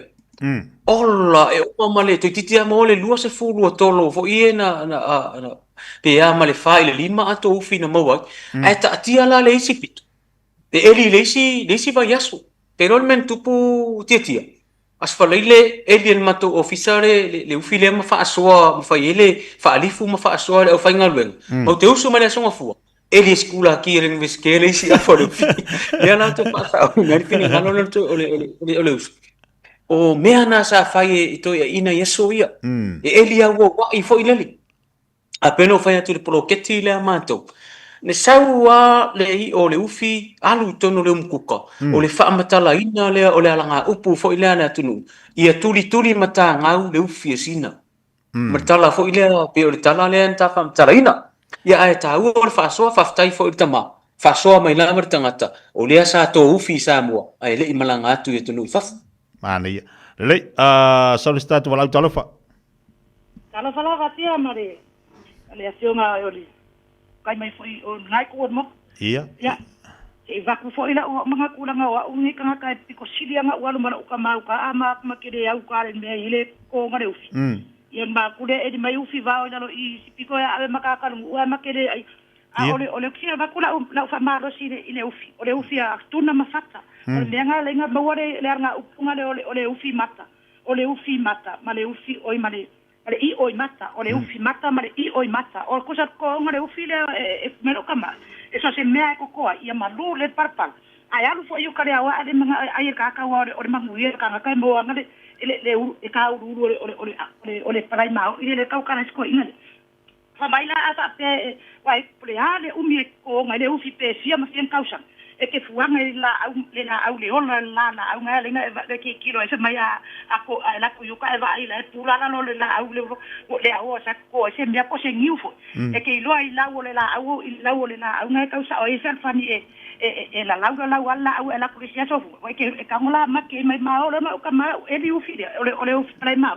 o na si ufi ku sa la ke alwa e li mesi mia ka ngale ke mga e ka wala ufi le aonga e alu solo ya no la po la no ole o ki kia o mai le si ufi le si ai le si piko le fa ngor ko ole ale alu ale si le fele ole alo for ole kamale o tuna ma fa pa ya Samoa ale mo ile mangu ya Samoa le ufi na le na o kanga ka eli mai ka ule aven ka I ka me ke ai o avenga ka maru ai pe ar ka ria poko ya avela ka nga ufile ai pe kasi se ufi ai ka se la umiri o ka o ufile le plai ma o ile le I o makane fa mai e lo ina o la a pura wa makanga ai mai si me a fa pe sa ke fu ai fa la la e ma fa la la nga isko ina nai ro le ya mere la ku anu mi kire fa so ni ka ai va fe la pe ke walu ka wa so e ko kolufi e ka mo le le ya la ka wa so me la ya go ya le ufi wa ola wo fo ka wa so ma o e fiu ka nga o ia fa bo ro le ka wa so ka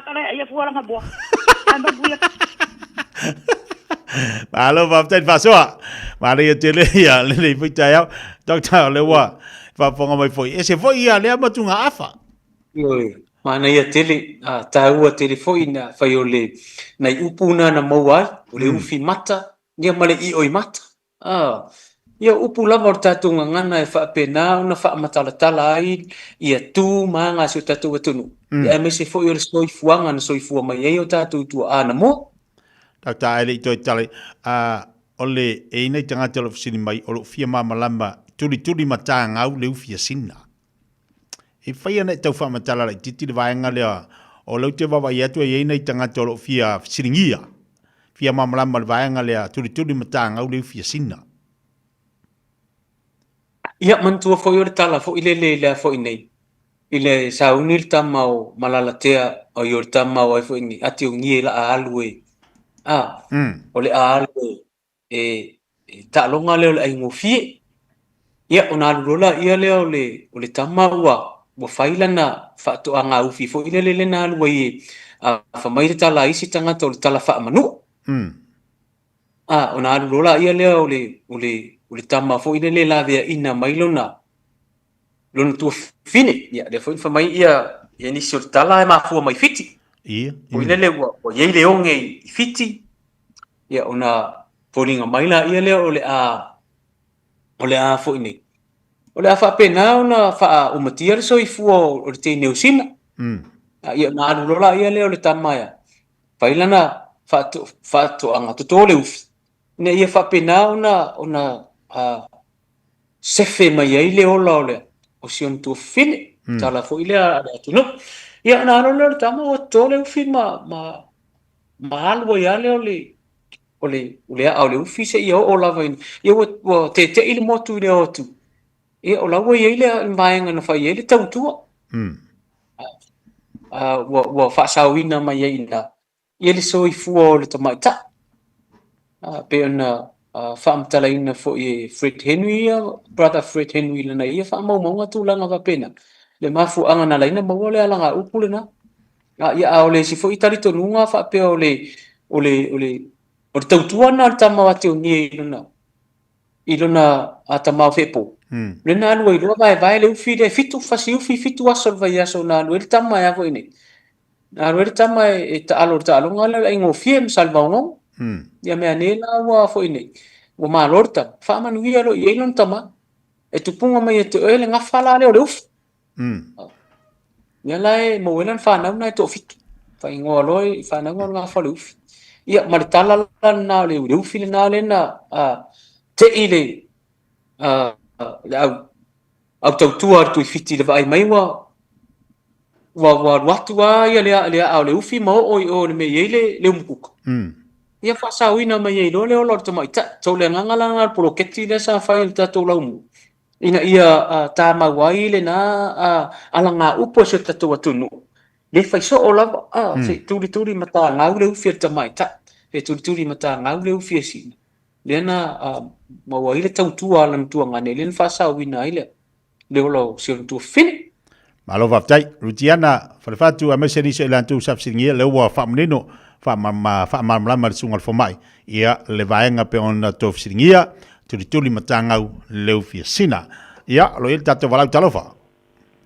Karo kia. Malo le nasa meni ngon tato leina, sano mai. Ia maa, ia kako porokalame au seu kerisi whawhingia ngāri ua whāri umoari fua leu fiari. Ia le ai, au te pore fuai pauanga ia langa aise. Eu percebi. Polo makua ya lele. Pau au filho vai caminho em ngako ufi. Aí vai vamos uma fofo. Mas ia pokala mes. Ya fionga dia. E fo mai dia o coelho se polo makua nga moa. O que ele ouve o cor caminho o co é fofo mai. Ya, só não ya. Ya, se foi. Ia, sauno mai ia. Alofa. Ia, lelei. Doctor, o le taua ia o le uto e alwatu tatu wala ulia. Ia, ile nei tai au. Ai, o le vaenga taua. O le mana ia i o nei vaenga pe o nei whaso mai ei. Ile nei fo i aso. O le vaenga o le ufi o le tuiefu. O le ufi o le tuiefu. Whene tau tala ia le vaenga o le atunu o le upo le atunu o mafua mai ile ufi. Maltua foi o le tuiefu. O le vaitau ne o le tausanga foi le mavepe ile o vale mungala ona mavepe le o le palpala. Mavepe le palpala o le palpala ele matutu. Le la fe melter tonu to ina o la ina to le ufi ele po le palpala le matutu. Po le vaitau lea e matutu ai le palapala. Le tau le tu ief. Ia. O upi au pito i sili le nā o na le lei. Lea e na whau mai e le atu nuu, ma whau mai e tu la fale, punga wha pena o le tatunga ngana. O ufi au pito i sili o na le lei. O ufi e totoi tu iefu le usutau o Samoa. Malo whaftai, ia, tau anei vaenga ia. O le tausanga. E ifo i matangi o Samoa. Ia. Ina o le vaitau no tu ia. O le vaitau le na e matutu o ele. Matutu o le palapala o ovan munga la o reise timu. Le la e whakala e le atu nuu tūlanga whapena. O ufi au pito i sili o na lelei. O ufi te tōre tu iefu o le ustau Samoa, o le ustau Samoa. O le kālena ana mua na le atu nu. E fau ne le upu kālena, o le kālena o le upu nono. mai le calendar a o le usu tau a le upu o Samoa sa whapenau na whaonga ini. E whaonga fo ile le whaalango-lango I winga maanga o le tau. Lea la ina ia masina fo ile tau sanga la oai. O utu vāmua, o utu vāmuli, o palolo mua, o palolo muli. O ite, to e tau mafa o lotu wanga. Pe whapena le whaasolo ina o le kālena le atunu. Lea lai whai mai, o le palpala mātutu, o le vaitau mātutu o Samoa. Nā lai tau o le ele o tu ief. A o lai tu ief. Te tununga le atunu. A tu iefu le ele. Tau le o lai se la au. Ai o le la au la le o le ufi. O le la au o pito isili lea o na I o malelei. Pe a whai e tuto I le le tau o le tu ief. A whangabati tātou watunu. Tātou whasoa tala noa I le tu iefu. A leo fu ua mo maina isi upu fau ia mo tātou. O leu si taua. O leu si tau. O leu si tau. O leu si tau o Samoa. Rono minga. E fau ngi kāling. A la tātou wale walau tātou wale munimuri lea talofa. Talofa lau tunga kia. Alo se whamonia. Ia. Nangi malu por kalabe. Male whaiaonga.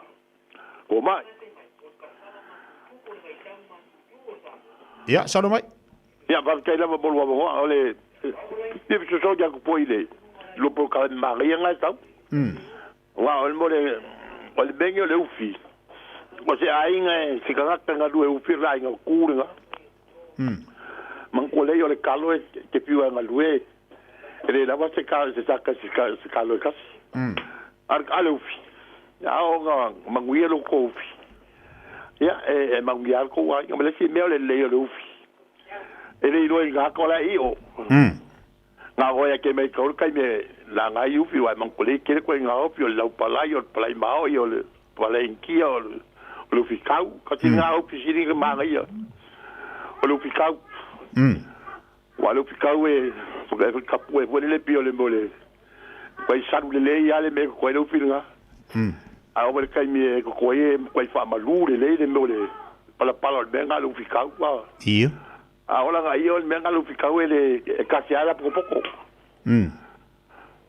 casiala lu picau pe u fico nga ia la mai a paira pa so ko picau pa nga le pa nga u pia pa ia el salu le ia pa la we se umma le la pisi lungo la pala pala ai ma rure le fa ma lungo le me e ka ngoi lu picau lu pa nga le umbianga la po nga ko ol kai me ma kala foi ol kai me ia la puro foi io va casia ma pole pele si vai nga ko fa kale si vai nga fai pole si kai ala palai la ia si u fisiringa nga mai mo la palai ma ko la palai nga kasi de kayuru pe fiku pe valu eu mo ko foi pi ia kasi nga fi kiri mai mo la palai wa kele ko nga u yo ale mela ga kofi yo ga siringa nga ba yo wa foi de lo jisile al calo ya mo ya ki kilo kwa le fila ala volo kofi ke le se de que pole pa ka vol fia ke calo yo si nga piso so nya ba ke ko kala ai fa te foi le lang mai fa ya fa te mani von le yaso le ya wa ye si to nga ofi le tu ina mai ia a ole tau fo ye fo mani o fa so le doctor is a ole vaenga le o tangata e to anga to ufi o tangata mau yo lo no vinga o ko anga mo ko ko nga ufi la ko wa fo ia ia pe fa pel vaenga a o ngai o le ma le ufi o la mau fo ile ma to anga ile ainga la le o nge fo ile ainga la to Ia, pe ole anga lava na ole ta ua wha asua e au ngā fo ile ta wha ama iti. Au wha longo mai furu manu lea tunu o I Samoa nei. E o ai e toe lalanga lea fo I vaenga ta ua. Sa whatino e le tautua Samoa. O le nafa mane tiute o le tautua. Ia, lea e wha manatu mai le solo a tamaiti. Ia. Mama pa ya papa so ese mau taf tano le amo tano le ato alu ta fa sa ulaf to le ufi to le talo awal fa ole o aso nei o te tele le ongi yo vinga la utala fo ile tasile na fa amanatu e fa au sofia ai mo nga luanga ia fo nei le au tautua e o e to ufi awa vai taini fo ile e whianga i tātou ma le onge ia ma le onge i tau mafa a lea e a fo nei e tali mai lea vaenga le tātou si o manga e tua i eina i ai me se fo o mea ia e fia tau ma mafa ai fia tau sami ai na i o tātou tangata mai fafo ai me se la i nai tua tau sa masani lava i lea fo i tau mafa su tātou tunu so ta wala na ta wata tala atu se tatu watu nu tala mai fo il tatu watu nu e ala ni nei polo kalame o le tala ina ia fa o sofia ile auto tua ina ia fia pe lava pe e fa tino le va e ngata u o le soifuanga o samu ma lo fa tai ono le tatu taimi le o to lunga tapo kalame ama na ia to mai o le solonga kamaki mama fa ia papa so ese mo kafkafa o la me ke so soifu o le kolufi so fa au ka fa lo makua nga la langa ko nga lo makua le maka fa yo ile ka ko papa ya ko lo finga ia mo woni me ai rainga ele se me ke langa o isi kama o le wo ole ia ko nga wa langa ia ko nga lo makua ile ko lo fi ya o mani o to lunga li tapo kala me ia mama fa ya papa palabra nga so aki o ke ko ya e ale ko me de ufi ia te lo ke tia o se isi aso te to ya luatu ai i New Zealand ia o le ua lotu manifasi ufi fo ina le te tō ina pe ola. E mese me vai ina ilo ele ua te iloa e fo ina e ola ile ufi. Fai fo ile fai ma watu tangata e mai moa. A tonu la tonu te sila. Ia ile atu ulanga ua te iloa. To tele le tatu atunu o le ana ola mfana nau ina i niusi. E le iwa ai lava ile ala au malona so ifuanga malona ola. A tonu tasina vaenga ta ua o tala atu manu le atunu. ba lo fa tai ia ona ta tai me o tadi tu la suma lua la fa tu ia te wolonga mai ta pa kalame malenganga fa lo lo sungal fa mai ia o le nata fa so ne va ia so ta por kalame o ta talanga au fa fonga mai fo ile mal lo tele su ta tu nu so se ta for ke lope fa manuia le tua i fu nga uma lava mata pena penanga o le neias ia me se fo ir ta tu nga tu le fa i un o le nei va ia so tau tuana fo i me su ta tu nu o lo ala le tu i fa for tu langa o le malu lu o lo iai ia au fia ngai foi manga luenga ona o le tautu ina o ai ia me se foi o le fatino ina o nafa matiu te tau ave ile aso male aso fa malu o tu foi se ngana o papa male tau to mali il fa fong ia o le tau no te inga male tau fainga ina fa pena ona longo pu ili ile malu se tatu tunu ala tu le nei fa so tau au ana ia lo fa na o se tatu tunu ta ile ma se leo manu te le ina lava singa o le nei aso ma le nei vai aso ia uri tia me uma le lofa ma le anga le lei o le atua fa soifui pa te tele la sunga le formal ta pena mo le tatu po kala me fa so le talanga pe ona ye fo le tau o le fa so le fo ama le motunga afa le mbalo le tatu watunu tu fa tas le nei aso ia wa tawai ai o le nei aso lunga le tatu po kala me ma fa mo la tatu te mafuta le vas fo anga le atua yo tite mo fai var filima nei vai aso ai mai sela tawina o le tatu watunu i uta le tatu university papangala ma walo malosi ai mauia ai mai se fa malo longa le tua lo sunga fo mai tatu fel vas fo so i fu mai manuia so i fu ia so i fu ia Radio Samoa Taslima Ivatomu Ama Usimaya lau whaafofonga o le whaapoponga fo ele nei o talafou mai Samoa. Awina sa mai mo oe e lau leiti o whalongalongo le Radio Samoa. Tasilima iwa tolu amo. Ua tātou mafuta ma whelua i leo ngā tutonu o le nei fo i wā yaso. I au simaya lau whaafofonga tala tau longo mai lo tātou o tunu. Au whanga solo ai le wā yaso nei se sa ili ngā sui o se au nanga wha malo. E whaapitoa le le si tia o whainga whaate mokalasi e whaatautai ai whainga palota.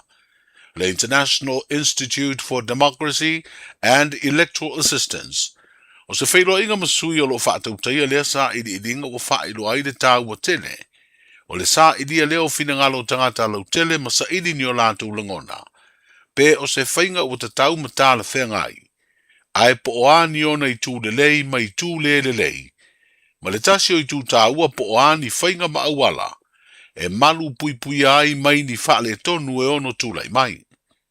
O le whaonga ina o ia awala o fesota inga wha teknolosi e pālota mai ai whafo o tātou tangata nu. I la tau e anga waa e le sā iringa o sui o i tū malo e le pāle mene, O se ngā ruenga o loo whaatala noa ma le fuafuanga o se taunu unga o ia sa i ringa o loo whaia. O le atu i nātu lea i le kāpeneta mō se whaai unga muri. O whaalia ia sui o loo whaia le sa i ringa. E iai e tunu ua lātou whaanga ina lea whainga. O le solulu le o ngā tutonu le nei vai aso wa tālo i nai se whailo inga. A sui o lo i tutonu o le whaamalu o whaalaptonga tū maoti umai Samoa le sango. Ma sui o lo whaatino ina le sa i ringa le nei po o se feasibility study. O le solua na whaiei whailo inga ma sui o vaenga wha upufai o le Samoa o poto. O le vaenga e pui a ia te tau o tangata wha pēr le pāti o le wha tua i le atua Samoa o tasi. O lo wha ngā solo le nei vai aso i lo tātou o sino, le urua i whono sui o tunu o le Pasifika o lo talanoa i nai, le tā ua tele o sue e ngā whaasaya nisi, ina ia so o tau au mga ruenga tau le pūlea le lei leo whai ngā whaiva, mo le mauai o le tuna o se ingoa, o lo o tau au whai ai e pei o le atu, o le asi ma le apakoa.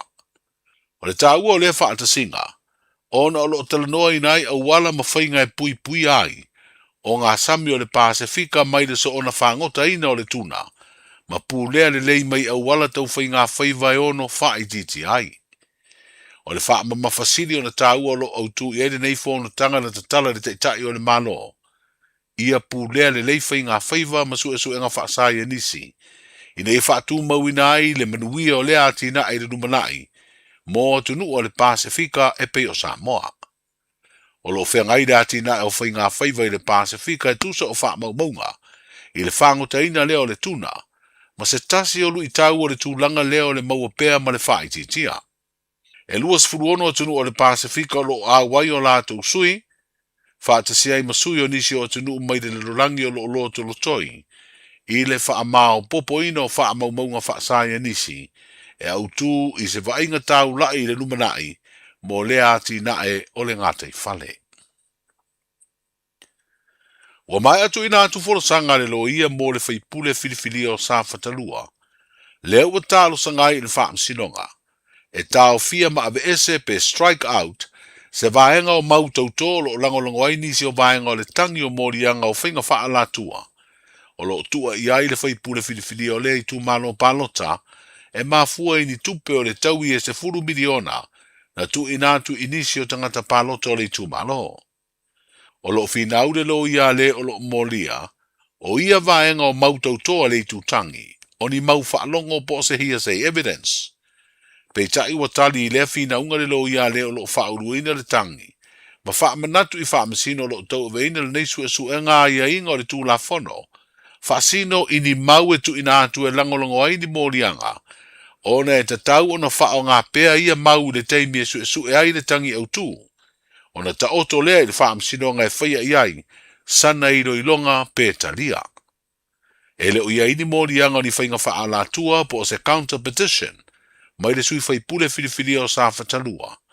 Ai o le asoluru o le vaya so fau, o le a au mai eise wha ai unga o le tāro sanga le whaipule ala mai lana loia, e pe o na whina wai, e tā ofi le wha o ngā ina o se vaya o maua le tua lo wha uruina le tangi tau palota. Wa sau no manino le bilis tene o le Cessnock, le whaalaptonga o tā longa Samoa, ina ua toe taliu manuia i whanua le au masi o le tātu o tanu, na a wai tā longa talua i neia malo le tāu pulenga.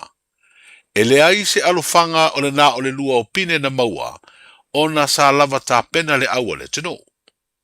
O lona fo i langona, o le wha upunga e wha pēa e toi oso fo i le la, e le lei. A wai ta umai ai, e le i lava tā pena.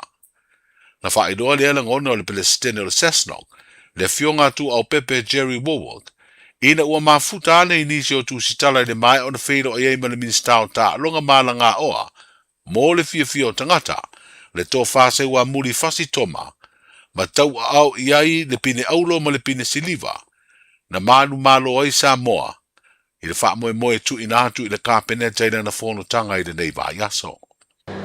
Ini fa pela fa ya ko va se excuse la va ka pe tale au yo ku la ka o ya o le uma o ya o le uma fo fa ma lu ku ka po nga sa mo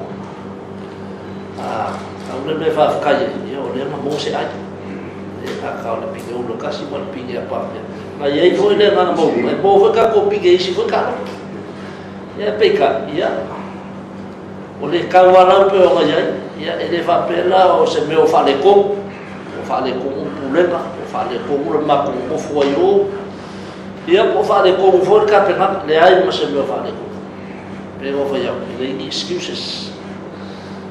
Ya kala e fa so ko yo so pone la o le Fiafia kala le e no manga ko lo ke mi lo wa ko ke mi ki ko kala le ko yo so le la e lo mai ngai le la ka pe e manga ko la va ka pe na ka ko ka ro ma e le nga o fa pi ko se ka lo ma le sa fa kala la va ka pe ya ko le avo se be wo e ka fa nga wa fa ga ya o se ai lo mo Paula você vê uma calma maros ya como é como foi ele uma cá com fa mo ya como le loma le olímpica ya ele cá foi lá o lesi olímpica ya a calo a calo olímpica aí ele foi fa uma qual fa cá com a mo com cá foi na Samoa cá foi no Makua eu vou nem mama foi coi foi a gente bem o co ia lá aqui se kule arul mafafau le ulo le loko bol mafafau pigi ulo le peka le ko yuta sa ya mana falor o pine na manu malo ai Samoa na maua umai le ta longa le si u me mafa maua mauti no ai le a maua le tama ta yo sei ne stars le tobi tu pe tu sa mafainga fa vai le malo ile pine aulo na manu malo ai o ta longa ua mai a malo le tau pulenga na tau sinio ai Samoa i ta longa e lima, e au fiai le ta longa o le fai pelenga, ta longa a feleti, ta longa o le a au, judo, ma le si u o mea mafa. Talai o le nei aso, soifua. Pui pui lau a inga i le tau malulu, au e te whaatali. Whaatonu nei loa lau tui ar fulu, a whai mono lima o tau sanga pe o vatu, pe maua o e singa se tu mau, mai tanga, po maua foiso walo i singa se tau manawa. E mawhai o na whai a fualo tui ar fulu. Tanga iane i leo penga te whailangi. Book myvaccine.health.nz e vave to whai ngō fie. Mō whawhasili manisi whamtalanga. Really maile vaccination helpline. O valu se lau, lua valu lua iwa lua ono. O valu se lau, lua valu lua iwa lua ono. Po o le fono. O valu se lau, tolu ono ono wha valu. O valu se lau, tolu ono wha valu. E siri le poipuia na i lola tonga fitia. Whai nei lola utui ar fulu. Ta lofa lava, o le si ufafonga le nei o Samoa, le Radio Samoa.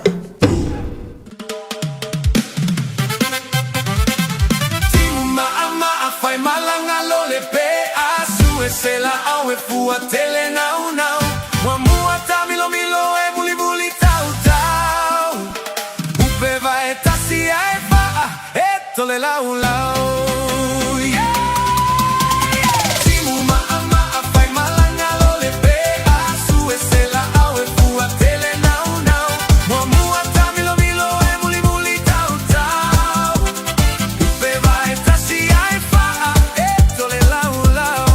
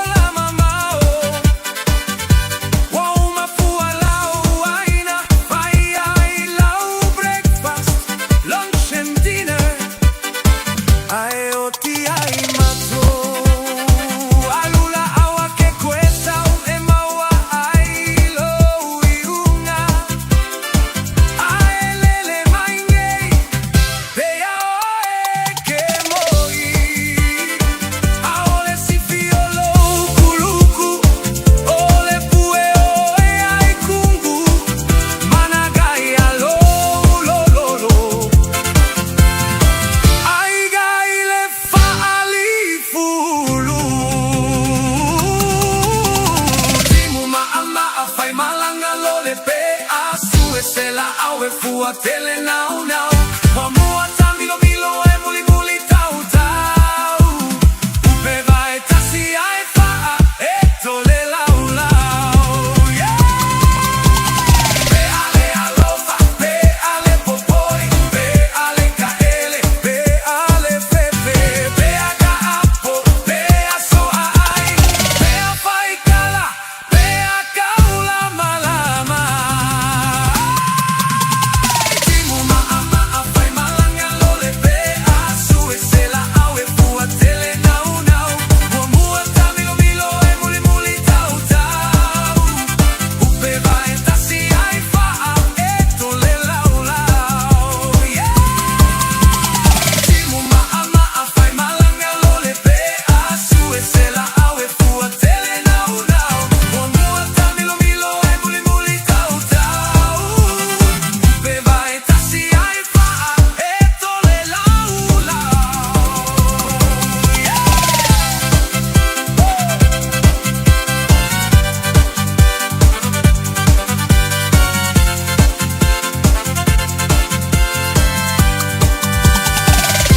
Lai mele wa te leo te futbol 5 minute wa te nei lei tu la se futbol lua. Tātou tala nā mai Samoa pere whaafonga mai iei le nei au li o le aso lulu. Tātou tala mai Samoa le tautubla unanga le whionga ngalu mana tipi au tanga vaia. O le tali tu le fitu le whiawhena nei la mwhanto a winati i ante oe. A wale whaafonga mai le tātou atunu pe a whai na misi i ante oe. Lau whaafonga i toe le toe a winati o tātou tala i le nei aso. Maua lo lesi whaaponga le aso a tai au. Tā tali tu le valu pakalama le marua le tai au. Tulanga ese nei vai teimi le tātou iai. Wai vai le vavera no vai aso. Ese le manai le alu le vai aso le alu wai le afu aso lulu. Ia ua afa foi le aso lulu la tau. Vai aso le tupu. Vai aso le tupu mo i la tau. Ia le afu ina tali tali e ta inua vai aso mamau le tongi. A o le pensiona na i tātou tamam tira mantua. Le afu i maua oka. Le afu i la ua e savali vali solo inga le siopi. Patu langa fo inga ia ue vai vanga mana ia pokalame. Ina wa e tanga tu tono le account makua makaukia. Matua mauha e fo ia ufainga. Mamole usua i ngā ruenga i lea taiau mo le taiau. Pitu aso le vai aso le malolo ai masi se ainga. E sau fo i le tutongi matua mana ia. E se le mana ia mamole tanganta ai toanga finga ruenga. Yo e toanga finga ruenga. Mamole wakaimi alu iai. Maua ngai ova pupu fo e company oso iai e le kai kai a whawai vai. O mori tangata e alu whao ngāre li taimi. Usu le tai whinga ruenga manai a le usu la le alu ka whawhau siop. Ma le malama le tai au i a la siop. Malama le tai au la siop. La le malama le tai au i a umanga mori ka maiki i savani vali siop. Yo. Mangaia. E au ngala mo tangata matua ai mo tātou talbau. Ka wanga e alu e su saunga ruenga. Al mene e makwa ku mo le winsin me ile au fai ping fik. A ba ko mai e o ka me ka o ka so ka ma di kai au. Vai ba pule ile ma di. O fai de o le ma di au ta to ye le fai o lo wa kau. Al mel fa e o ka. Finga ka ka su kai au. Ai mo le mai e o lo ka ma li au. Wa makwa pule au le ma di o langa la le au. E wa ku ping fik. Le ngale vai a kua kau kipi dalo de winsi la ko pengfiki a ko e cool pengfiki. O le na vavanga i kanga ko le winsi o aku. Yo, la foi pengfiki ai mai sa ka ko ia kai di mas furu. Tua ia na i tatu tangata matu a ka makaka i mo ngasi. Ngasi foi ia foi mari kala fo mai. Ele o mafai nga ko e fainga benga o makwa i kerera fianga oi. Le la e pui ai manto a vatu le tusi lea. Ele mfaina tu e whinga ruenga, kala ngai au ngai ka ko se rengi. Au ngai e ngofo fale, ia mawhai le exercise la tau wa wale maru seltino. Ai a whapea fo bo ia ngasi ia toi. Ele mfaina whinga ruenga, au tino fai. O lo walu le whai lau wha malastino, la le ke le swimming pool, ke lo lesi me manga ia.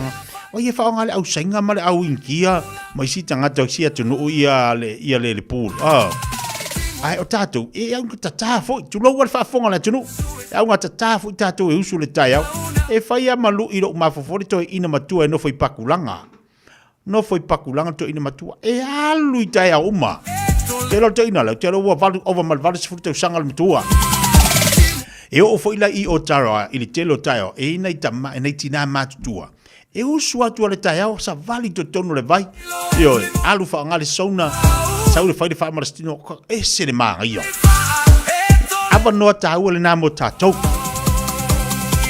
awana i tatou no fai fa ngana ia vano ia a ma fai foi nga e alu o lo makua fa pena ma losi o tina alu ma koso kosi ko inga foi dei o koso ia oso la wil tela kao e kaka ele le swimming pool ia alu akwala ia le o swimming pool no sa variai ia nga foi ia masini foi e fa ngai o le swimming pool in faiana e oso ilunga ia kukuaku o ilalo le vai vela le vai mafanga ala fanga yo ilu tino la fanga yo ilu tino o te fata mala ai mo tatou malolosi ia o le su ale ngaruenga ai do le mankala lo ping fiki nga e kami e shop pa maloti niso ila tolo mafuto bonde vai ngaleso malot to watai malot ngalue ia pala ia ta vale lunga la tele fai mandi lo sa abe ta vale tu alalo lava ia po kalami Fiafia Mai ia umale nei aso o to apele tai umale aso o mo o le Fiafia e mafua na vevesi do mafau ona we fa tu pu fo vevesi au mai ala fa vevesi to apele tai at o mo o le fide mudu ngala tele yo ale lo va aya kulo wa makango mai kamanga pie ai mai sela vai upa e la ve fo la fa upa isi kaimi ole ngala tala ala manga ia o i ka ke ia mimilo tu ai me sala kai mi vore ka kangisi oka ke ia mimilo ku ala bo ko foi ngale la vivio tava ava pe o ila le te fai le ambio le ia on sai se ke algo o ka milo mo me la ele ta milo ia na saudola ia le e te aru piki e ke na kwa re asi se avea pa foi ngawa e fi ia wa piki ngale oka dai bele wati lo a lusi matasi minuto tene tula suma lua se mane fa fianga bole malo tatu wa tulu o lo fatoi mo to uma lava ia ma fai malu to faiva mai se tamo ftanga lo fengai malo tatu wa tulu pa malo to nei tamam tira matue mo to malawa mai se sunga fa fengai ngola to fortua pa fifieno si fonga male iso tatu fa fianga Pala pau vai ai seki o lima Au leva ve asiva ile música Pala pau vai ai seki o lima O que Samoa se ele o America Pala pau vai ai seki o lima Siva fale lei se au ai que pisa Pala pau vai ai seki o lima Se me io so mai lei seki ala ugila Pala pau vai ai seki o lima Au leva ve asiva ile música Pala pau vai ai seki o lima Samoa se ele o America Pala pau vai ai seki o lima Siva fale lei se au ai que pisa Pala pau vai ai seki o lima Se me io so mai lei seki ala ugila Magaya foi le faiga se o vai ola u kama Fiu e fogo aiga o le lafi lava Le ase mea e kuku so le aua e ke ika La vele vai ola u kama e oki fo i lima Ia pasi aku pasi mai kolosi ima o So le fafe fea le kako saka o le apo Se i faika se o kalima i le voli la i o Ia alu la e voli ma kua kui le polo voli Va ai le geki moku fasi o le au volo Vai ai seki o lima Aua leva vea siva i le musika Pala pau vai ai seki o lima Ok que Samoa se ele o America Pala pau vai ai seki o lima Siva fale lei se aua e que pisa Pala pau vai ai seki o lima Se mea io so mai lei seki ala ugila Ole faigala ole mea vave masi mea legei Boom kasi le hip hop male slow a mea le lei Fai le mugai o vai se lige o lima i luga la upaga O male osimo moli le lei ele o se mea le au maga Sky liga kamaiki ole moku gei Samoa Elu e lava le ulu male kupe le kaga ya mau ki goa Fai ai peo vai pule lava o iga ya ufika Famo le mole au a gei ova Gei le seki gai o lima Pala pau vai ai seki o lima Aua leva vea siva ile musika Pala pau vai ai seki o lima Ok que Samoa se ele o America Pala pau vai ai seki o lima Siva fale lei se aua e que pisa Pala pau vai ai seki o lima Se mea io so mai lei seki ala ugila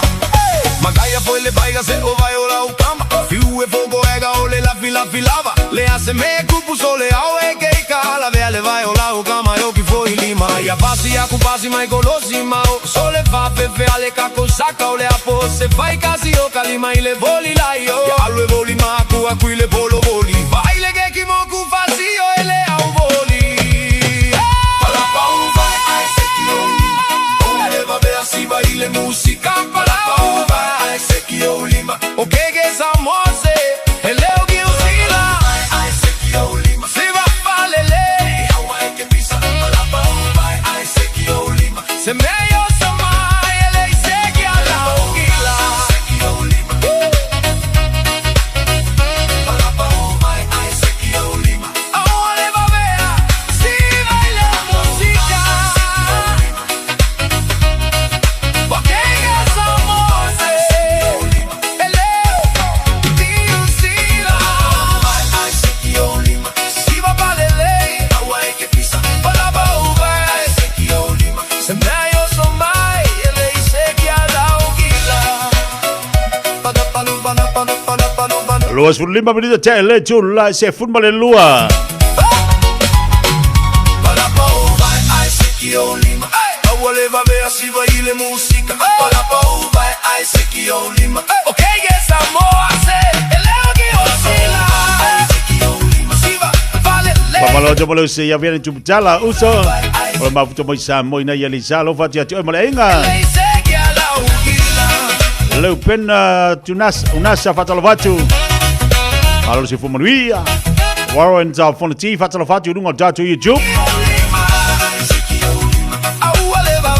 Pati meki fatalo fatu nei vai ngalesso. Ma allora fa tele ma mai. Pugai Samoa e lui lava le ulumare. Reti ave fatalo fatu ma allora si fu alla de lei fa wina tani yelo. Eu fica famole mole. E quello ma futo mai lungo datu tua. Retian fa fatu. Ma allora si fu manuia. Celina si o si fatalo fatu. Pamalo fo ia lau Pepe. Lau Pepe Howard. Swar kalau ma futu mai dungo tal pakam mai Perth i Australia.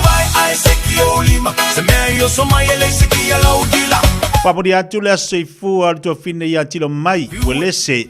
Paptele tu ni tu sanga telu fo ia to mafine. Ya awa fo ile tau tuaino ainga. Mai se le ngaluenga le tua pre kalesia. Ya fa malo fa tai. O lau tau tua fo ia mai se ia lo penga yo fai valu filima tau tuaino lo ainga. Malo wasi osi ainga. Fo ila vai le tua malo si anto ya mai se ni tau sanga tele. Fa mo ia tele le tua lo asifua to fine tilo mai. Ia le fire ko inga o aso fanga u aso maruru o le fale ainga o le fale ainga ko inga aso fanga u aso maruru ni e alo vat foi mo le jabole se mai se i al no falo ne alo fanga na mo o to fine o po le tu ni si tau sanga mo ni si se tele mo oe awale fianga yo oi tu te manga luenga manu e tele lo wa se fua ina o tula mete mo wati lo lua se football fitu minute te nei le tula se football lua fa no file mu o inisio tatu fa fianga wolo fatu nei au nga se tolo fa inga se mai se tatu watu lo mafuto mai nei Samoa le tatu tasi ono tesi mal tasi fa mo fe lava nei te mafuto mai yai i tono tatu watu no mo le ato lo fa nga mo o to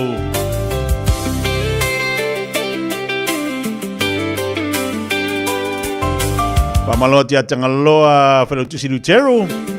Mafuto malainga ina Hastings.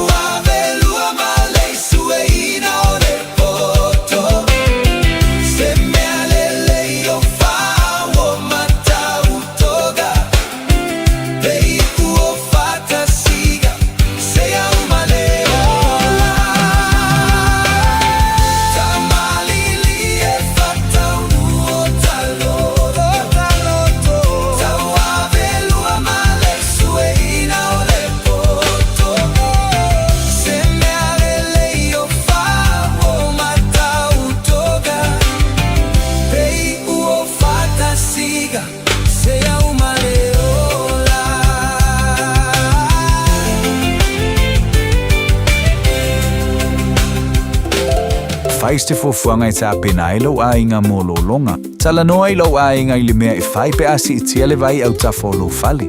Tu au meta ua sino fuanga saunga lemu, ma faonga se a fianga o lolonga o tuanai. E fai male sona o leona toe tu lai mai o ia fianga ilo ainga. Tanga iane i le Auckland Flood Viewer a le Auckland Council i lunga o upenga te whailangi. O lo saunga lemu i taimi o lolonga mamafa, o lo o yo lava lima. Hi everyone! New Zealand's 2026 general election is coming soon. And this time it's different. You now need to enrol before voting starts. We're out telling everyone, aren't we, pup? Remember, if you want to vote, you need to enrol first. Do it by 25 October at vote.nz. If you're already enrolled, you'll receive a pack from us soon. Just open it up, check your details are correct, and you're good to go. Brought to you by the Electoral Commission. O e tau sa ili sino fuanga le leima saonga le mu a wale tau singa ma le au tau wina o lautama. Ua mawawa noa ila la esi a le AUG Early Learning Centers I au kilani sauti. O le AUG e whaavai anga nu o le Pasifika o se si o manga e sefe mo le whanau. O lo lātou sa ilia fo ini whaiaonga Pasifika mo lātou whalea onga I au kilani I saute ma Wellington. Mo le lesi talaina o lautama, po se talusanga I senga luenga. Pafso tai, AUG I le ovalu se lau, luono lima whātol fitu. Ovalu se lau, luono lima whātol fitu. Le Shine Dental, susu mai I le lātou whalefou. Wa te le ma matango fie, il Fiafia siaki au oloa whaapele ni whawhampi e tasi. Moe wale stala mai o fau mai I le Shine Dental, I le nao le lima se lau I vaiva tāla. Fiafia quotes mo le wins ma le ACC, patasi ai ma le Fiafia o tong fitinga, moe sful waluto sanganga I lalo. Le Shine Dental, Fiafia Mai loa I le 575 Great South Road Manukahu. Telefoni 252 252 Shine Dental, your smile, our passion. E ia inga whapito. Radio Samoa, tasilima iwa tolu, amo. Radio Samoa, tasilima iwa tolu, amo.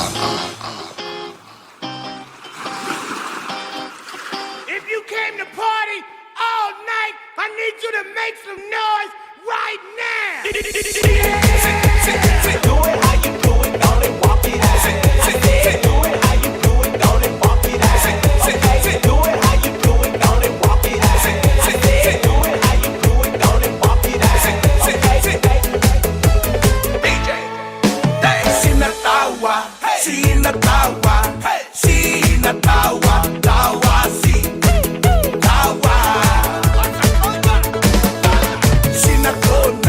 Sina nimsa, sina kona nimsa si tawa. Taraya, siroya, noa, soa, yoya, konano, na heta ne, yoya na, yoya ne, maye ne, no. Sina tawa, sina tawa, sina tawa, tawa si.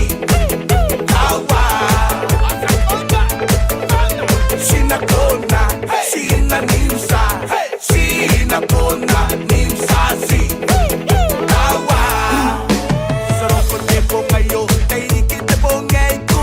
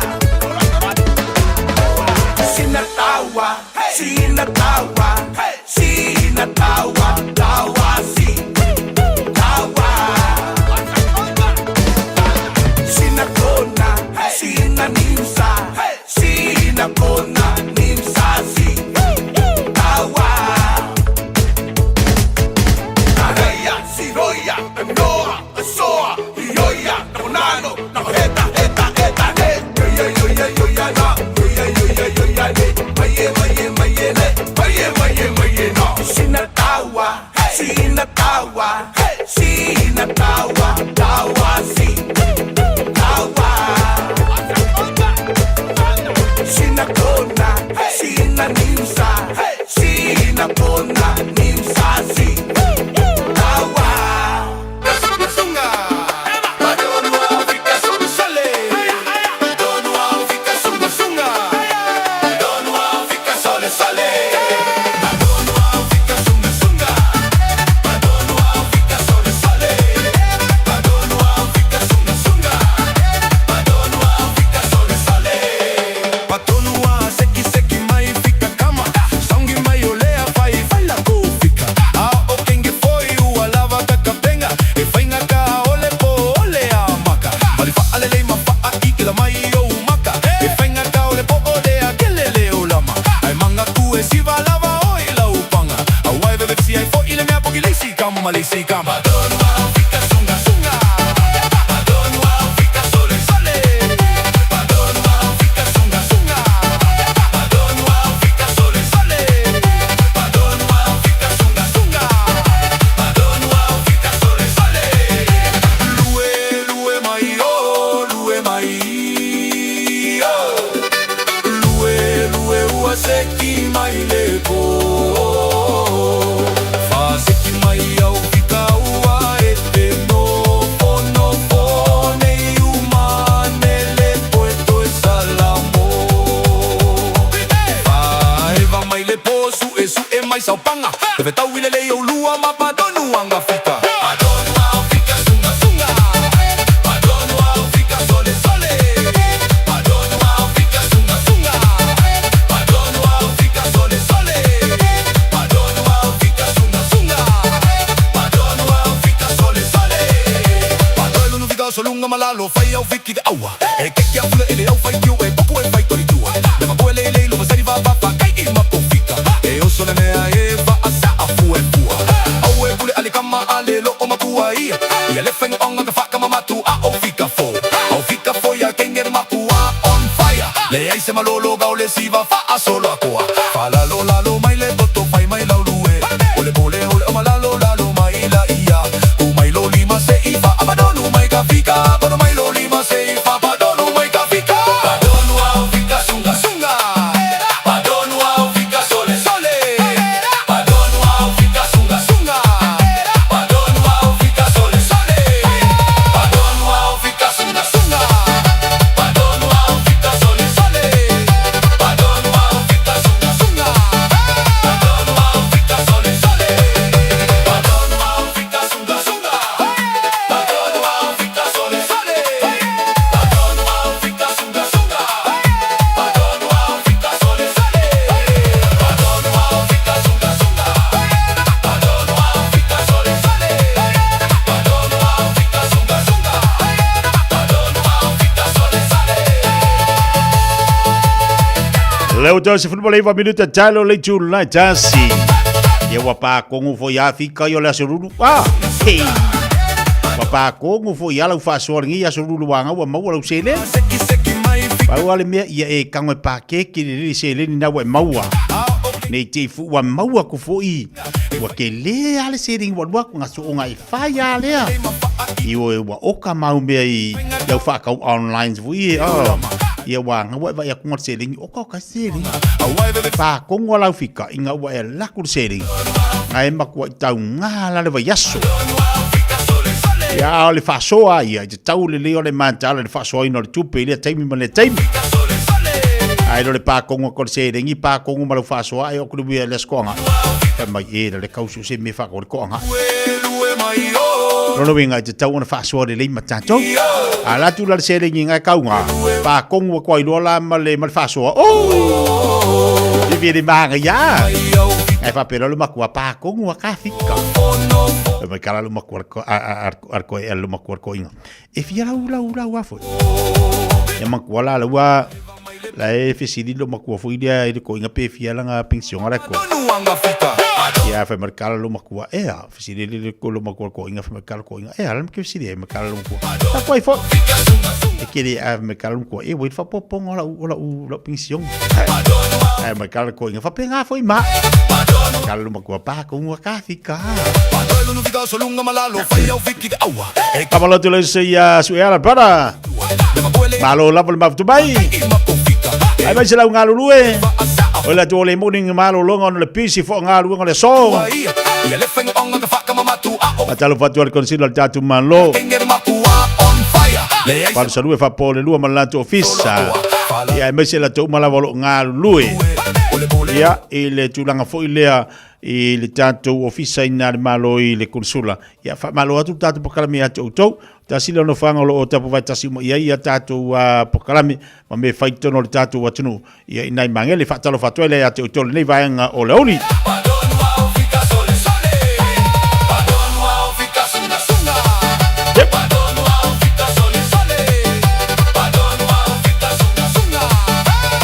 Ave taxi Samoa talo fai le felo mafuto mai la jo Samoa nei ave taxi fai le mu Ia mo tatu balanga tu Samoa le wir si tango pase se tavale tatu taxi ma tatu pasi ke wa masau aku fo masau sau dua ka lava mai o ka le vavi nga si ide ale nga sau ka ko news le wir si tango tatu pase si Samoa ke fu wa laku o mori o ese ke le pasi pe mo mori o se taxi wa ke o le alu to ya mato isa vai le anga ia tina ia sau lua sala mo tupu te no peru sela su valu ya ta milo tu le tu tane over foi malu sela ke la wala kuma la sela uri ma se fulu o ile ida walu si kanga ya mako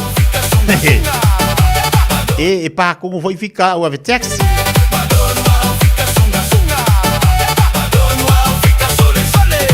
Patalo batia Nicole we valor se fu monuia Festival ma futo mai kempa Australia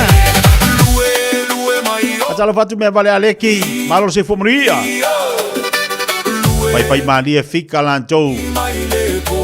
Pai Maria fica le nei fo ia solulu. Malolo no sai. Malolo fa malos. Ia ole fia. Ele ia se me si lo tau lo fia. Le ale se lengi wa e mau la unga luenga fa tai le tua. Ai ole fo le me wa e mau ni aso tadi le sua fa fitai le tua. Awa e mangava ku fo de fale o la lava e moe ngo fale o ngo sai ale mo ngo fale wa de po fingal wenga wa le po fingal wenga ngo Facebook wa nga mo ka mai ki wa de po nga o ngo Facebook Patala fa sista vai Malo vai kasi de kanga kali malolo ai masi Patala fatu ya totelo ila jolo mafuta bandi vai ngololi ya usitalia malolo mafuta mai David sifatau malolo sifo manuia Penrith is Sydney usitalia lo mafuta mai ai Mai tatu fa Fiafia Mai se mai le avatu tatu pokalami lo itau fa lenga moe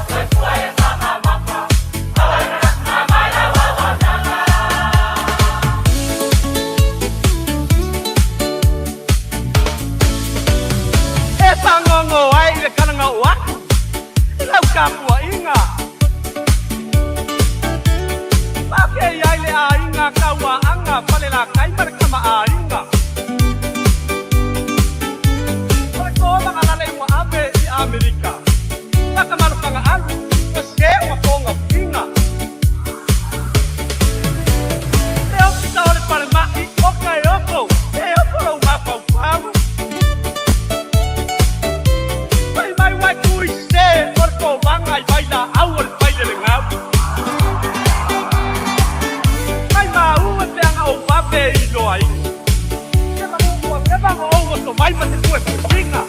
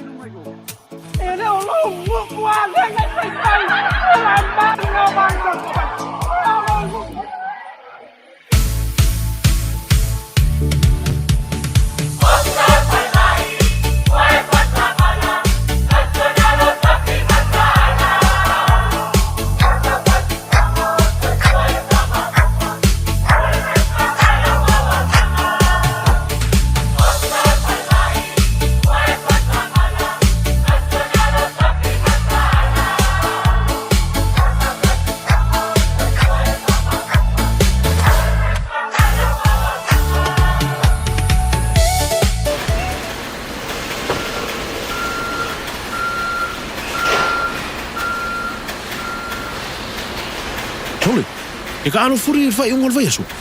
Aya, wai anga o mai so. Le leila, manguia ka no. Ai fai se se fa lo mo working e mo mio ila so fu. E a fia maisi pe a e levea ma le ma fai ona e fai ngaluenga. E maua whamatalanga atoa I le acc.co.nz.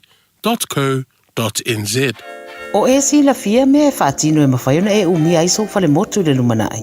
A whai fo i so fale motu, o e si la fia me whai ona whaatino ni isi o fuafuanga e whaonga aire equity o lo fale. A wane e misiere por kalame o le malu I fale.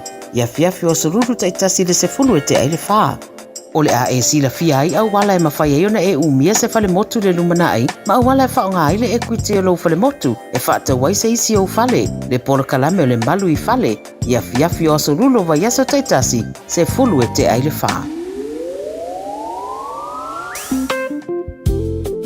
Le Shine Dental, susu mai I le lata o falefou. Po te le ma matango fie, il fai a fole si aki au oloa, fa apele ni fa pi etasi.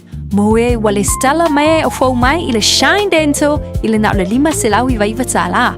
Fai a fua quotes mo le wins ma le ACC, pa tasi ai ma le fai fua o tong fitinga, moe sfun waluto sanga ngai lalo. Le Shine Dental, hafia mai loa I le lima fitufa Great South Road Manukahu. Telefoni lua fitu ono fafa, lua fitu ono fafa. Shine Dental, your smile, our passion. E ya inga fapito.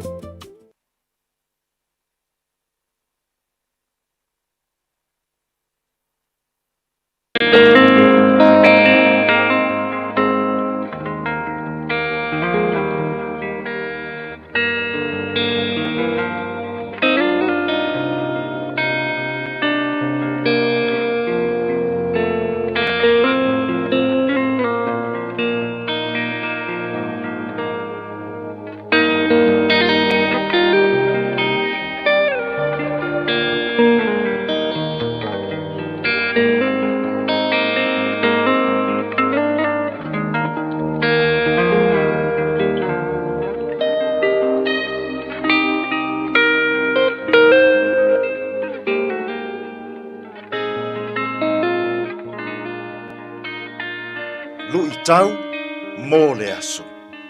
Whaalelei mua mua ma lo uso. Make peace with your brother. Mātaio lona mata upu e 5 a o lona foi upu e 2 se fulu ma le whā.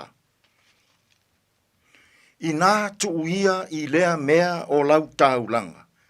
I luma o le whata whai taulanga. Ai alu oe ia mua i whaalelei i lo uso.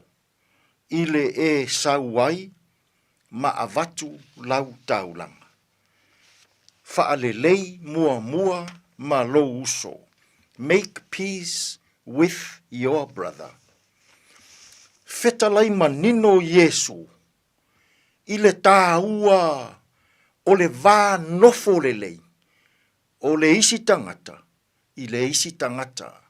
O le uso i le uso. O le tua ngane ma le tua whawhine. O tangata o se whale whai ngāruenga. O tangata o se nuu. O tangata o se e kālesia.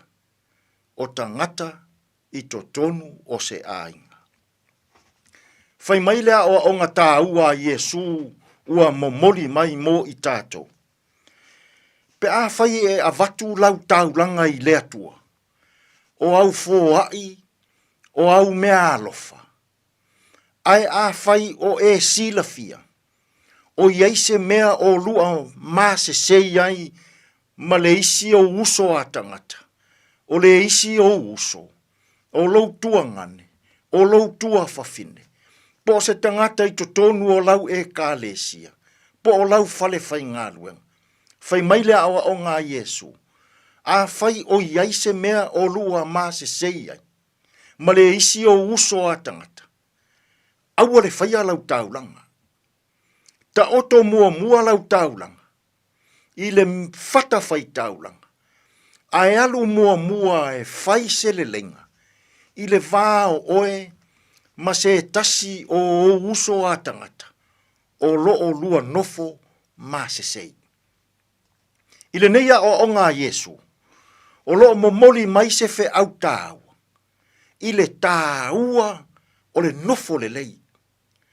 Le tāua o le ola fe alofani. Le tāua o le ola alofa. Ma le tāua o le ola loto whaamangalo. E mana o Yesu. Ia tātou nofo le lei. I aso taitasi. O le vā o le isi tangata. Ma le isi o nauso a tangata. Ia le lei. Lo o lua vā. Ma lo uso. Ma lo tua ngane. Ma lo tua whawhine. Ma le isi o uso a tangata. Samoa. Ua toa tele na wā uso ma tua whawhine o tua ngane. Ua nofo ma se sei i nei aso. Ua le toe fe tau talatala ai. Ua le toe fe asi asi ai. E mafua ona o mea e tutupu i le nei olang. Ua fe ese ai ai. Ai mai se pe a o i le whaamasinonga. O whanua masuafa. Ai mai se pe a le maali lie whaatasi. I mea o se ainga. Ona no nofo fe ese a ia ialea. I aso uma o le nei olanga. Toa tele ainga. Ua le toe mafuta. Ona o le ita. Toa tele ainga. Ua fe fuli tua ai. Ona o le ola tau i masui. Toa tele ainga. Ua nofo fe ese ai. Ona o fe ese a inga o le nei o langa. Manino lea o ngā Yesu. Whai mai Yesu. A whai o yeise mea o lua fe ese a iai malo uso. Aua le whai a lau taulanga. E tā ua le momoli o lau taulanga i lea tua. A o le lei lou vāno nofo ma lou uso, lou tua whawhine, ma lou tua ngane. I le nei fo iaso. E mana o Yesu. Ai a pe a e aluia. E whai sere lenga. i le vao oe ma lou uso. Le vao oe ma lou tua fafine. Le vao oe ma lou tua ngani. O oe ma se tasi tangata o loo lua ma se seng. Ai ape a se i e aluia i le ne yaso. E fai se le lenga. Tātou te tālu. Lea tu wai. Whawhetai e te whinangalo. Ia le leilo mātou vāno nofo. Ma isi o mātou uso a tangata. I to tonu o lau e ka lesia. A o maia i mātou uma ia o mātou iloa. O na ola nofo le lei. I to tonu o mātou ainga. Soa ni maia ing fe au mga aluenga o lene yaso. E tonu ma le lei ai mea uma. Lo lava suafa Yesu lo mātou walii. Ma lo mātou whaaola.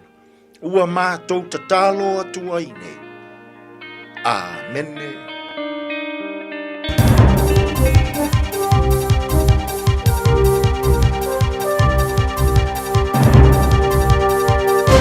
In this update, a press conference is imminent on National's leadership. The National Party's urgent caucus lasted 3 hours today, with the Prime Minister's fate unclear. The Herald reports both Chris Bishop and Erica Stanford are gunning for the top role. Immediate challenges appear to be plaguing the construction sector, but things could be looking up long term. A study by Kennard's Hire shows 84% of industry leaders are confident about its performance over the next 5 years. It reveals a 9% drop year on year, pointing to economic uncertainty, rising costs and labour gaps. Kennard's New Zealand General Manager Richard White says the future is looking bright despite this, but international settings are not helping. Cost of materials and delays in getting the things that help productivity are slower and more costly. People won't have to go back to the pharmacy as often to pick up a particular brand of estrogen medication. Pharmacs are removing the limit of 2 estradiol TDP myelin patches per week and allowing people to collect up to 3 months' supply from next month. Chief Advisor Pharmaceuticals Adrian Martin says people have asked for this change. She says it won't apply to the Estradot brand patches as global supply remains constrained. The government is giving $15 million to a critical minerals plant in Southland. Money from the Regional Infrastructure Fund is going to support firm Aspiring Minerals to develop a $31 million plant to produce critical minerals and hydrogen. The government's investing comes from $80 million of already ring-fenced funding for critical minerals project. Resources Minister Shane Jones says the government's up for co-investment. And it should give confidence to the sector that if you've got a credible proposition within guardrails, we're willing to make funding available. A wet afternoon and evening ahead for northern and eastern Northland and Auckland, north of Orewa, including Great Barrier Island. Met Service meteorologist Alana Burrows says heavy rain watches are in place. And that's news. To sport, and the All Blacks coaching staff are confident Damien McKenzie will recover quickly from an ankle injury that saw him leave the field in an impressive 54-0 win over the Sharks in rain-struck Durban. Meanwhile, former All Black Sir John Kirwan has outlined how the team is making progress and preparing to shut down the Springboks in Sunday week's first test. Better kicking game, kicking behind them, try and break down their closing of the gate defence. So, yeah, I think we're building in the right direction, and it's going to be an epic test series. 3 competing bids may drop to 2 for an expansion of the NRL League game in Christchurch, with the City Council distancing itself from the Southern Orcas. And New Zealand's professional netball ranks continue to face the biggest shake-up in a generation, with a private investor in talks to take over the ANZ Premiership licence. And that's sport.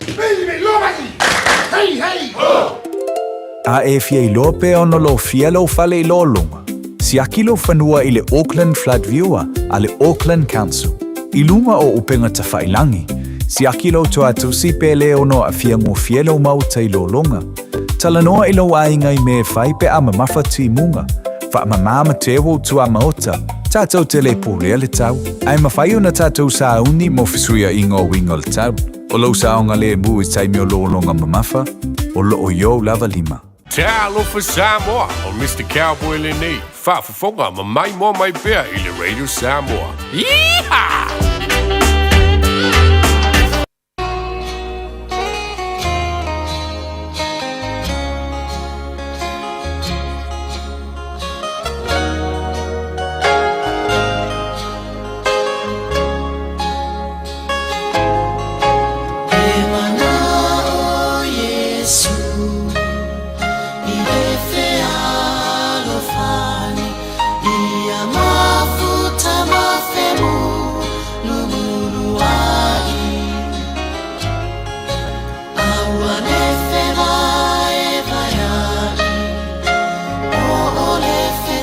tuanai ole to ina no male masiasi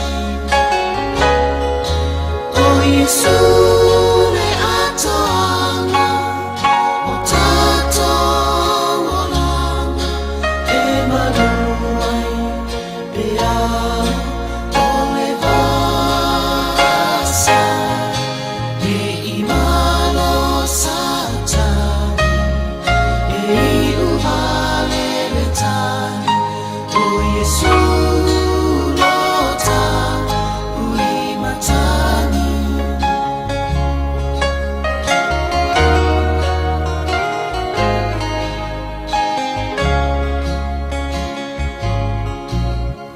Soy kerisiano ole fe aulena ia tupu mafua ilotoma nana ia pe ole fatuna pahu le ele o taolanga mole talalele o Yesu le atoanga o tato olanga e maluai pe au ole vasa e imano satani e uvale letani o Yesu lota puni matani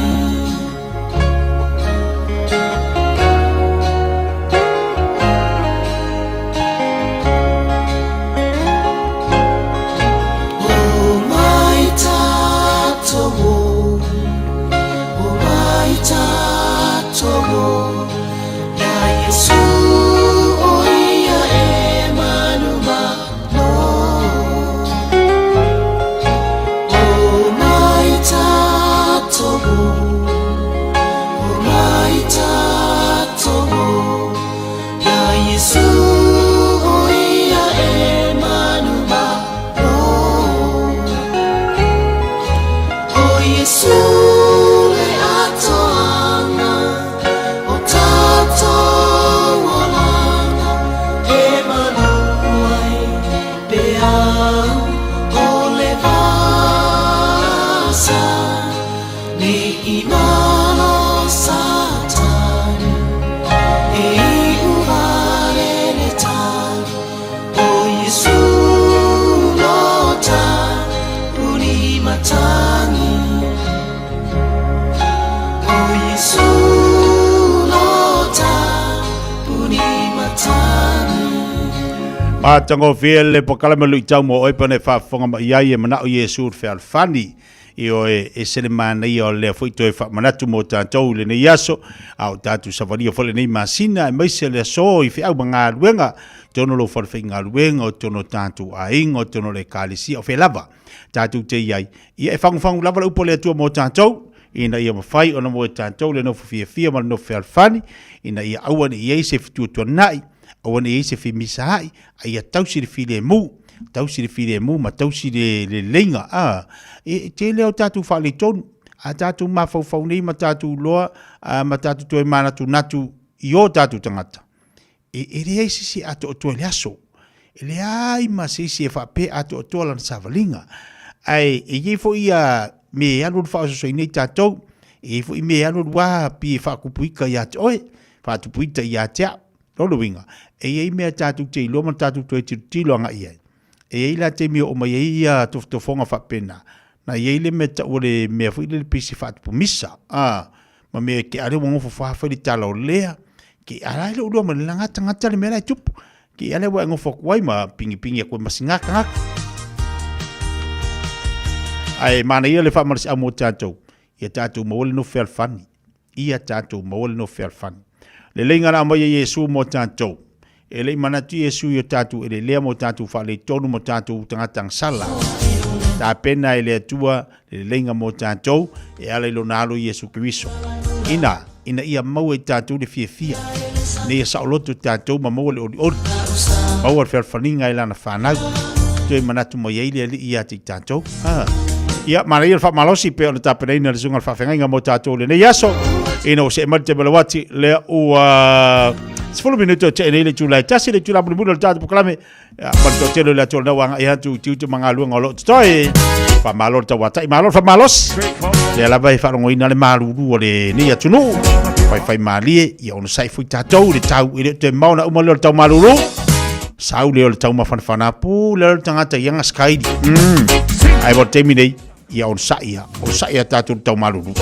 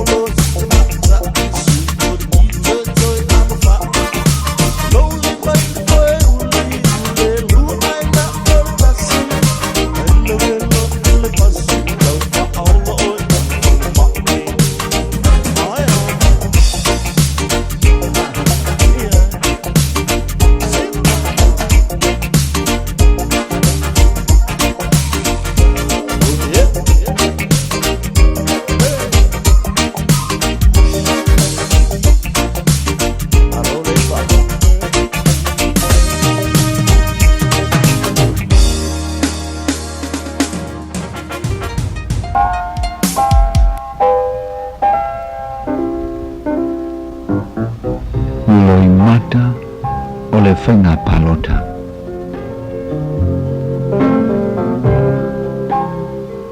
O au, masi au to alua mana mawhanau e to tolu. O lo o mātou na nofo o silia le luas furu tausanga o mātou iai, ma o mātou na nofo nei so mātou whalefou i to tonu o New South Wales i Ausitalia. Ua mana o mailo to lo le tasi walu apo i le vale o le sifuru le tasi ma le sifuru le lua. Ona saunia leo lana tā mawhitanga, ma whai wania i le mai po kofe i le potu malolo. Niwe, nā mō mai nele tusi mai Samoa, e whapena ua tasi moe moele i tū malo. Ua ua filifilea ve mō latu tofi le whainga palota lo loma nei ia Februari, mō le tolu tausanga. Oi! Oi ala tau na palo ta fa felo ta fale nei fale tele tupe na loi ma le ta vale ma nei me uma aua te popole wa uma na io e mailo mato pole o le ana fa tau ina uma la le fale ta vale ma me uma ia mo to e mo uma ta tupe ma le se tupe fasili wa fa tau uma nei me uma mo mato tu ua lo nei fo i kontinenta o le lalolangi ai mato fo i atu isi tama i motu i le fa fanua o le lalolangi o Samoa i sifo. Wa mātou whelo ai malo mātou nu le nu o lo iei lo to lua lo matai iei lo to lua lo iei mauna mātua mauna uso. Mana iei le whale ato lau lo o mātou o iei nei. Wa toi tolu wa yaso o le palota. A o le mawhaitau lia le awhi mawhi o tupe walu i nei matai yaso uma. Wa o le toe va yaso le aso ngafua le fiafi a o le aso farele le tai au le whainga palota. Wa tumu foi matai. Ia, la wa fionga le kofio le kumalo. Wa kanga ia le me umako fai. E ko limas fukasia makai o le kako ngupe nga sila fia. Ia male se lau se furu lima o makai o ngu ia lua le kumalo.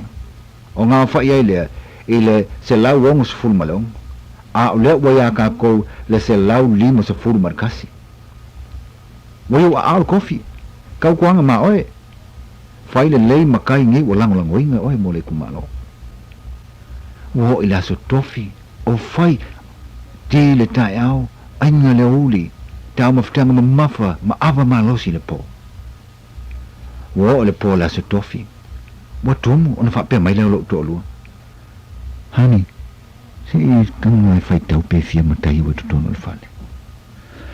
Wa uma no fai tau woi.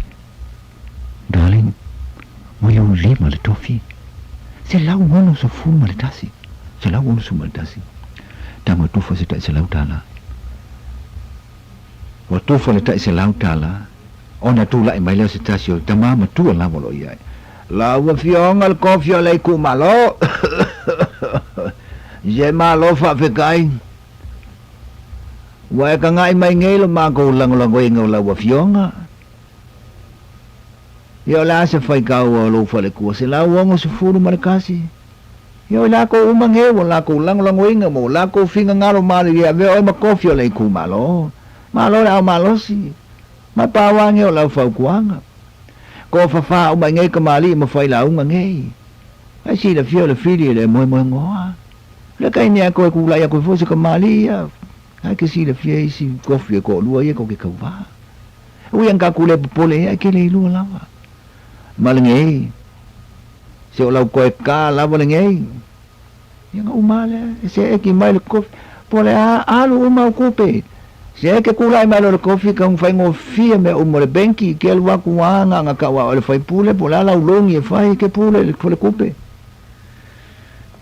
wa malama le tai au ona fai lo se upolo to lu o malo tanto e tu malo fa fai fa malo fa ai fa fetai lo tu alo fa moni se la wonos fu mal tasi no ia le valu ana po ale o tale valu le tai nei ne tu mal se la wonos fu mal tasi ma o mana tu ale upolo te mama tu ale po ana po la tu tale nei la tu tai lima se la ta la nei o ia te na te no tele ito ya no na te lima se la fi hafe wa oma ona fai la to palo to na toi fai mo mai le fale pawan alanga fai le saminga o le tofi fou wa mai le ava malo se ta mafa ta ne le tolu sa fa sa longo le fai nga palota o se wa fo o na nata ngata fatali le wa o bal time le wa o tanto tu malo le la wino le fai nga palota awa le pisa o le fai nga palota le nei le tu malo e to tolu ilan tolo tau sinyo le fai nga palota ia mai o fasolonga le nei o le fenga palota o se uto o lua o le numero lua le pepa palota o le numero mo mua fa se fulu mal tolu palota fa tolu le suafalo el numero lua le pepa fai palota tolu se fulu mal lua tolu lua le numero tolu fai nga palota valu se fulu mal tasi valu tasi Oi, kalau faz yo ka ko lua malaka fangau. Oi, fea so uma alma le po vaku kupe fai mai woia se la uomos fut kasi lango inga. Ai kalofa, oi kale lava mu falo lo sia ka fangau. Wale ai se fale le ai se ka vale, maningai fale a folau. O ka oka, oi foko aka kau sia ku makai le alo lofa. Ai awe kalau faz yo ka ko lua malaka fangau.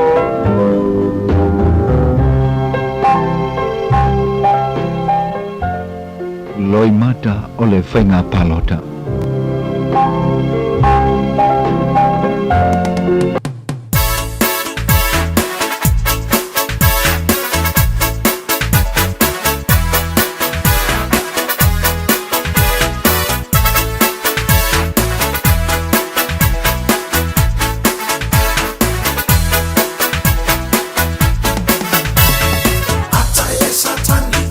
Ile au mua furtasi, umaloa ole palota tia mai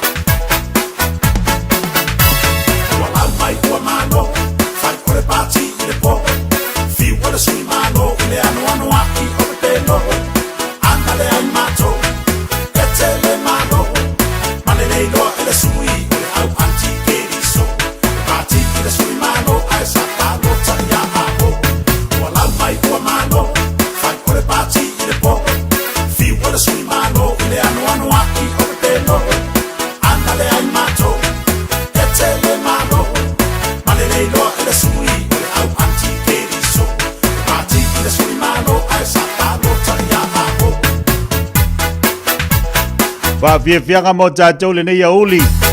Luas formal 5 minuta tēne le tula tasi. Ia wasa o ier ko o lua si whaipule lea. Angalik, angwa kwa mai o mai awa kwa isen me palo ka. Kangi kau ka, la si whale kua le lea ngo makai o ngu. Makwai ko le alo lofa. Kua mai nge se soangia ko yo abe kai kal famsingo. Fai aku ko kia mai mori mau a ko so.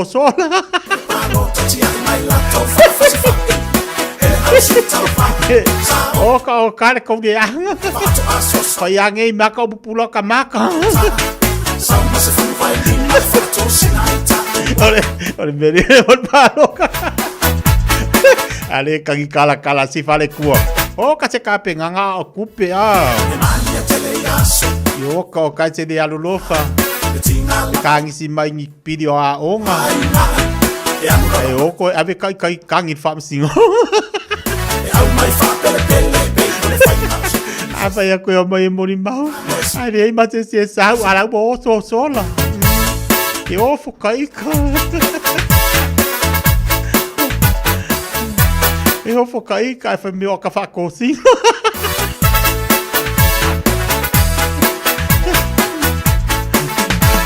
Oleh se mga kuwang ilo kalofa.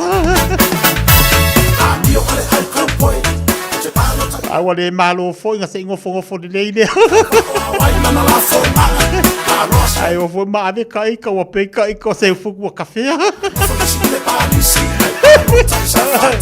O ka se ma ga yelgi. E o i male sula ko ngambe va pe a. Ko ngambe va pe ke alwa i me yo ka kinga inga fa singo. Kan kala fa pe so kodwa. Apea sao fala lele ko wing o fali mai ngai.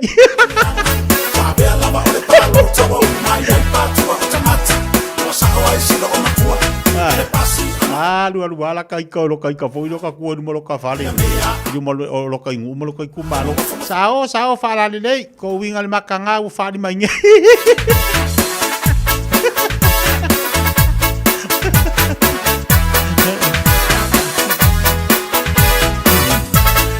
Leo langa sifu. O ka ni fasa launga ko mai ngei ma fai mai. Le ai ma se kasi nga palo ka mai.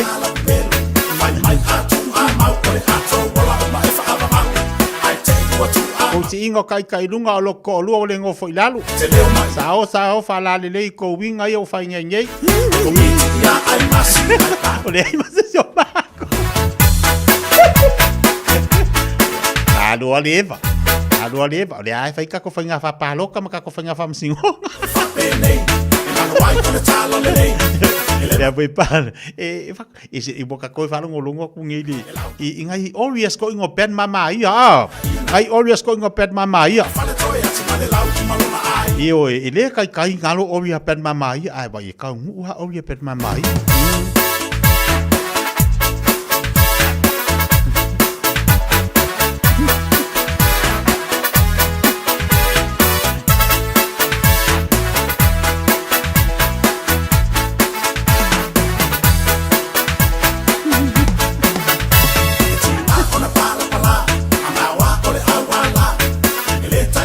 Se malo alema.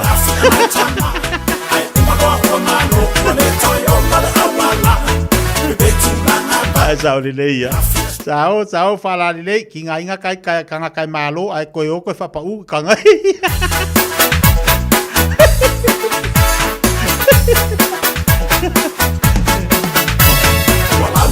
Dai bele wati lo te luas fu maleva minuto talo le tu dai lua. Mea foi lea ua lava ai fidi ke fia paloka ka penga le le ya ya ngo kako ya lango le o le kula e ka le fai lo e tu langa le ka ko fenga palo ko sa mo ya va vai de sa le fenga fam singo sa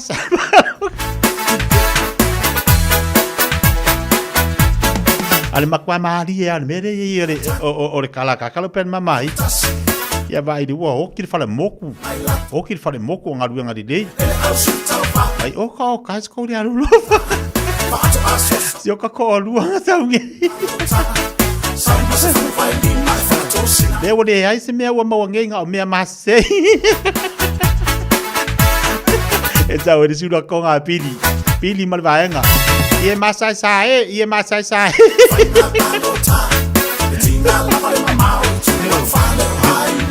Dai bale wati le o te lua se fulu male fitu minita talo le tula e lua. Whanu mo file mo e sina Fiafia.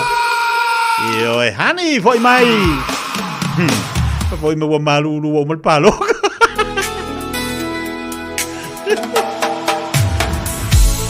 Atesa fatalo vatu. Dai le to al paiali malor se fumuria. Ya wai bai dai winga yol palo. E mole foi markangaka. O te nofo ma o tagi lo upia va ya te o ne ma I mau pe ana ma fai o na e loa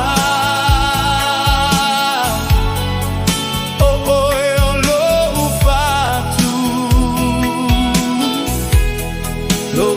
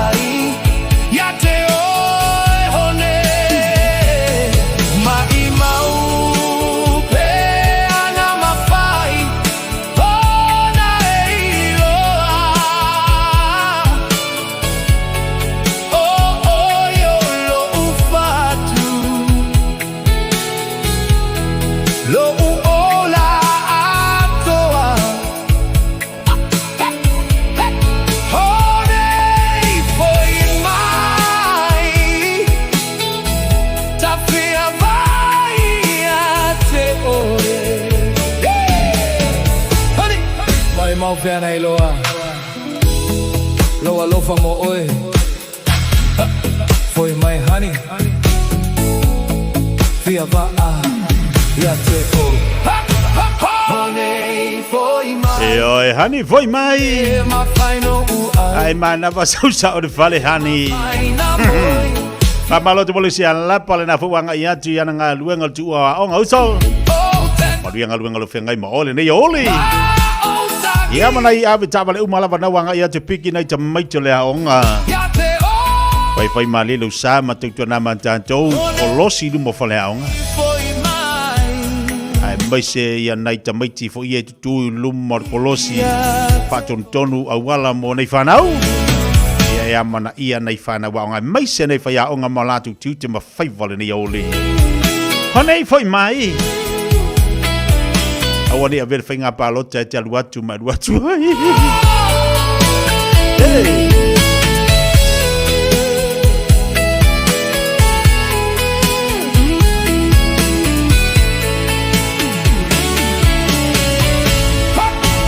Hone fo imai taule ma fai no ai le ma fai na moe ia va ai ia te oe o te nofo ma o tagi lo ufia va ai ia te oe hone ma i mau pe ana ma fai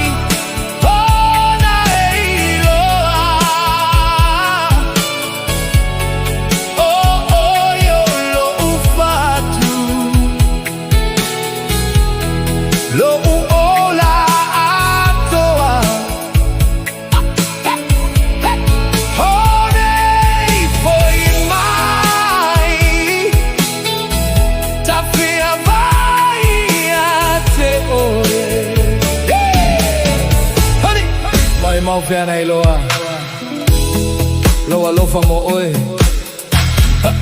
Foi mai honey Fiafia Ia te o Honey foi mai Tau le ma whaino uai Le ma whaina moi Fiafia ia te oe O te nofo Ma o sagi Lo Fiafia ia te oe Honey Ma i mau Pe ana ma whai Ona e iloa O oi o lo u whatu Lo u ola atoa Honei foi mai Ta Fiafia ia te oe A whaia lo o iai la pisi e se mai I la pisi maasani. Pei o tau ta whaate kunolosi, o tau ta mamafa, maisi. Aua le la foia I le la pisi. Ai tanga I ane I le aucklandcouncil.govt.nz/where it goes. E te sila fia ele no fuangai avianga iai.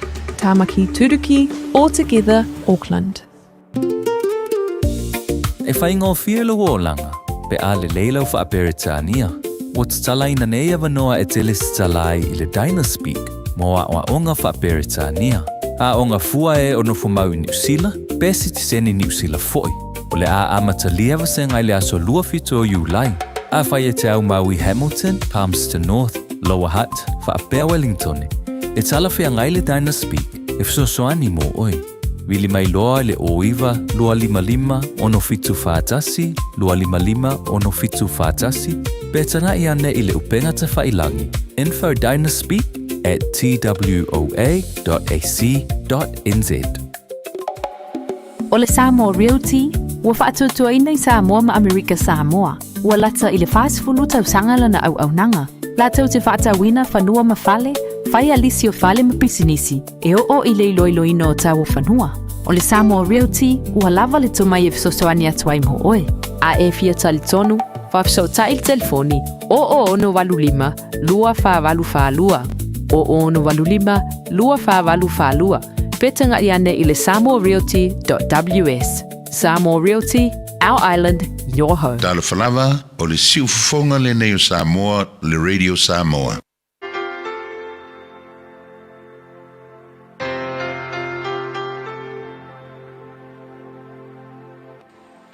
Talo patu tatou tunu ia ai mai salava ia te oe mo fai ona fa so tai mai tatou por kalame le nei o le areto le ola ia ile nei fo yaso ma lo so fu manuia o le salamo e limas fultasi al fa upes fulfitu e fa pea o taulanga ile tua o le loto momo lea le tuae e te le inosia le loto momo male nuti momoia ale upu o le nei yaso o le taulanga e fia sila iai le tua. O le foi taule nei o le vaenga o le tatalo ta vita foi le ile taimina a Samoa o ia ila nanga sala foi le ma le fineo participa ia na tangi o ia ile tua ia e sosoani ma fa mangalo ia te ia wana iloa ia le seseo la na mena fai. Peitai ile la talata o le fai unga o le tatalo ta vita o lo tangia ile manatu o ta vita ila na tatalo e lele ai o se winga o mene o taulanga fatino ma mea e ke faia ile tua pe afai e le suia ia le loto I totonu le tangata. Wai vai fai upesfulu no fai mai talo ta vita. Awa ua ele finangalo I se taulanga. Ana e finangalo iai po ua o avatu lava ia te oe. Ia al fai upulo e iwa fitu le fata ua fapea. Peita I o le taulanga e manao ia ile tua o le loto momomo ma le nuti momoia. O lona winga ia te e le o le taulanga e te tau ona mua. Ai o le loto nuti momoia salamo o le tangata e sili o ngafia sila iai i le atua. E le o le matautia o le taulanga, ia o ke le o le taulanga, e tāua i le atua, ai o le tāua o le loto salamo ma le nuti momoia ma le anganga whaafitai le lofa o le atua, e mafu ai ona e whaia le taulanga. O isi tangata ia le kele o kangaka ua makaukia le te le o le taulanga.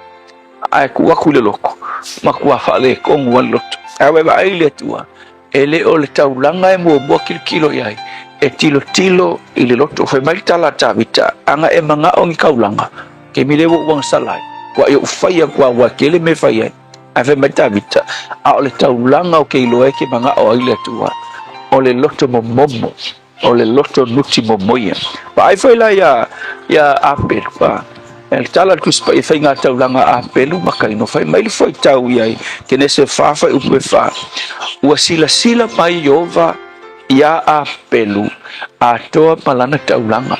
Ele whai mai ngā sila mai iova, i le taulanga apelu. Ai ngā mua ka upe whai apelu mai, na sila mai iova, ia apelu. Den lana taulanga winga ole loko a pelu fai ai taulanga kusa male fina ngalo le tua na kanga i mo ai le tua ia foko a ki sila mai le tua i le mesili na faia e a pelu o i le sona foi la mo ele neias o isi tangata ua faonga ia taulanga tetele e pupuni ai le a mio le tonu ma le a mio valea isi tai ua ke le kaulanga i lona manatu ia e pupuni nai ia lana mio leanga o lo fai ia e wha longa ka kawhenga le pauale mea ole a lava ar kaulanga e fai a ke le ale alofa a e pule oi lo langa ai wha longa tu inga tangata whapena sa ia le maku whaia unga saua unga i oilea unga lea mātou fiti le si vai tau ai fa matala fa onga la fa ole fa fi aula fa ya onga avela na mata upu part time matua on ai fa matala ele fa fi au ole si ana tangata i longa lava ole fo mai fiti porque que leo se fulwa el te malo ko nga lue o ye le pod le kalesia ai ai la se me makakia maku ya le te malo o la fa se anga sala fo ile fa pe o mai tala fa fi au ia nga ami lo le fa fi au fa malo lo no tofi ile manga ko le ile fa malo lo el fe awai lo le fo mai le o langa kaulanga po langa sfulwa o le sfulwa i maka ukia le kalesia ai fa fitai fe ele i before le kaulanga le ile po langa sfulwa e ufi ai ia langa nga sala o lo fai ia fa malo lo el fe so le upu foi la mo o ile nei ele o le taulanga a o le loto i tonu ua suia salamo nga wa ile tu wa fai upas furuiva fai mai le tala na ia tavita o le taulanga tonu ko nga kaulanga mga wa ile tu o le taulanga e sao le nga fai le no winga fako ama nga ia ka kaulanga mo singa kaulanga fai le tu ina ua sao lo loto ile tu le tu se if so ani taimi fai nga taulanga ni se mato wa ve taulanga tele ufi ai mea se malele sao o matulot so soani lo watunu amen.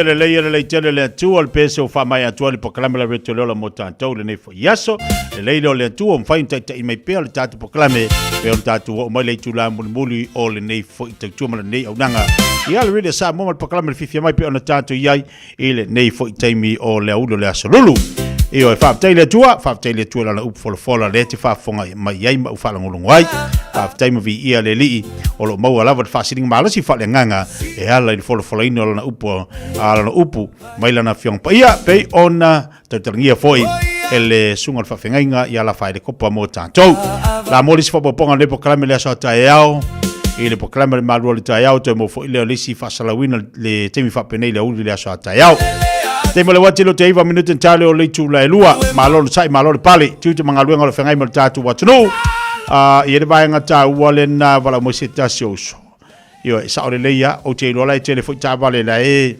fa ia le vai ngale ale mo maula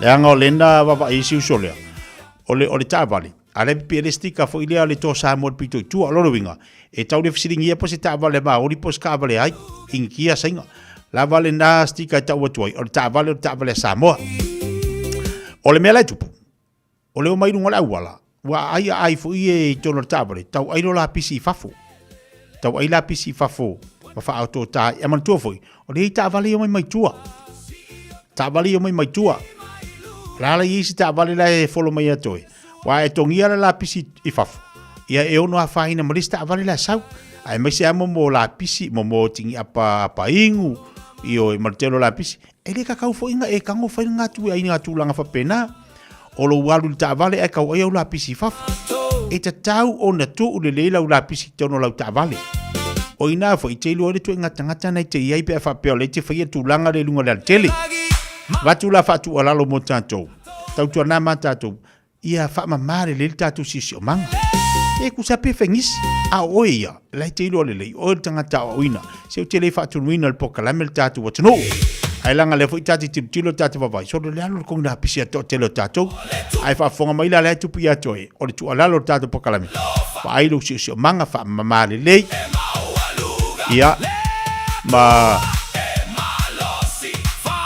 ai le ia tatu la pisi ia o isi tangata sorry e tinga ngai lo le la tu ma fale ai o ha e la to la pisi vai le makau kiongi me fai ni tatu la nga le makopi kongu ali e fo le makopi kongu u ia isi ia le mele tu poi pena o vai tu foi isi eso o le tu langa na pe oni wa ave la pisi fa poco poco le pomorio si tasi tina ma sa lo si tina o ka se le mangai ai wa fo le la me le se la me la vai ki ava pela na te fai au te fai o te fai se me te lo le Fiafia Mai stanga te ya oi ai mo tatu ye fe o ta vale vai la pisi kure le kangolo of o le ikongolo ta vale e va ku le ska pe pa ku fa le ye se ke luar ko ngasi se o manga tauna e fai e luar me tauna e fai ai lo fo ya mo tatu ye ka ko kalo la pisi fo ye le ave dunga la wala langa le ye nei tama fa na o tatu atu no lo ngafa ma le tulanga a e lo wa makwa over ke lunga la pisi fa mo mole ko la ir songa ko lunga la nga yo ko pusi ma tai fa si tu lo fa fonga la tunu na tu le tato so ilalo no mai lo na yuso ia le a orta to lapisi o mai le makwa pa le anga ia a le tu ala lo ia ma le tu atu yo tafa e le ia la puata ma fainga ai na se so soni ia fa ma mare le lo si manga ba ai le lo si manga e te tau na fa ma mare le tato nga lue fa tasi fo mo le ia ma manisio tama fa no tato atu no nga lue mo le fa mai no lapis ai lo ai mama le ia lo si manga fa pena fo na i lo no fa mama tu mo na va enga te anga iai yo ai ala pepa pai con i fa fo io o la pai con i fa fo le pepa ai ia pe ai ala ku si fa le fa au si fa mo le kafi ofi ma ya ka ko la pisi vai do fa mo le lava ia la wala na ko fa te 5 minuta jalo le tula lua ia to lunga sta tu ma sa una titi le nei fa va ngaleso ia la tatu filo le asa ta ia to tu na nei fa na wa nga lo tu o fisi malulu wa va be adu o e ngofo fo ai ma fisi ai ma ka lo ke le fongi lunga Facebook ia ma e o lo ia ia na e saulola ia le telo to fale ana wa piki nei tamaiti alo fa tele atu mauto uma lava ai me se so se apisa mino prada alo fa tu manu yang alu yang yaso ia tale lima e manava ia salto fale wa tele na e o to ai ngale ival po Ya le ai ngaru ngai oli. Mario to bafta ngal to fa fonga mo so man Francisiane. Oi, alvanga le mo tatu langa le fisili mai mo tatu fa inga fo vanga fa inga le yaso. Ole aso to na il tatu pani popo al tatu chumin panu la sa. O il swing ona yena i tatu oka pani popo la sto nai. Ia ai si mo tatu chumin pan mo la sa inga kami swing ngai le swing kele fo. Ono le yaso alo fa tela Samoa so fu ia manuia. Eva mai pea i the radio kasi lima i vakolu amo. Au ngate le sunga mo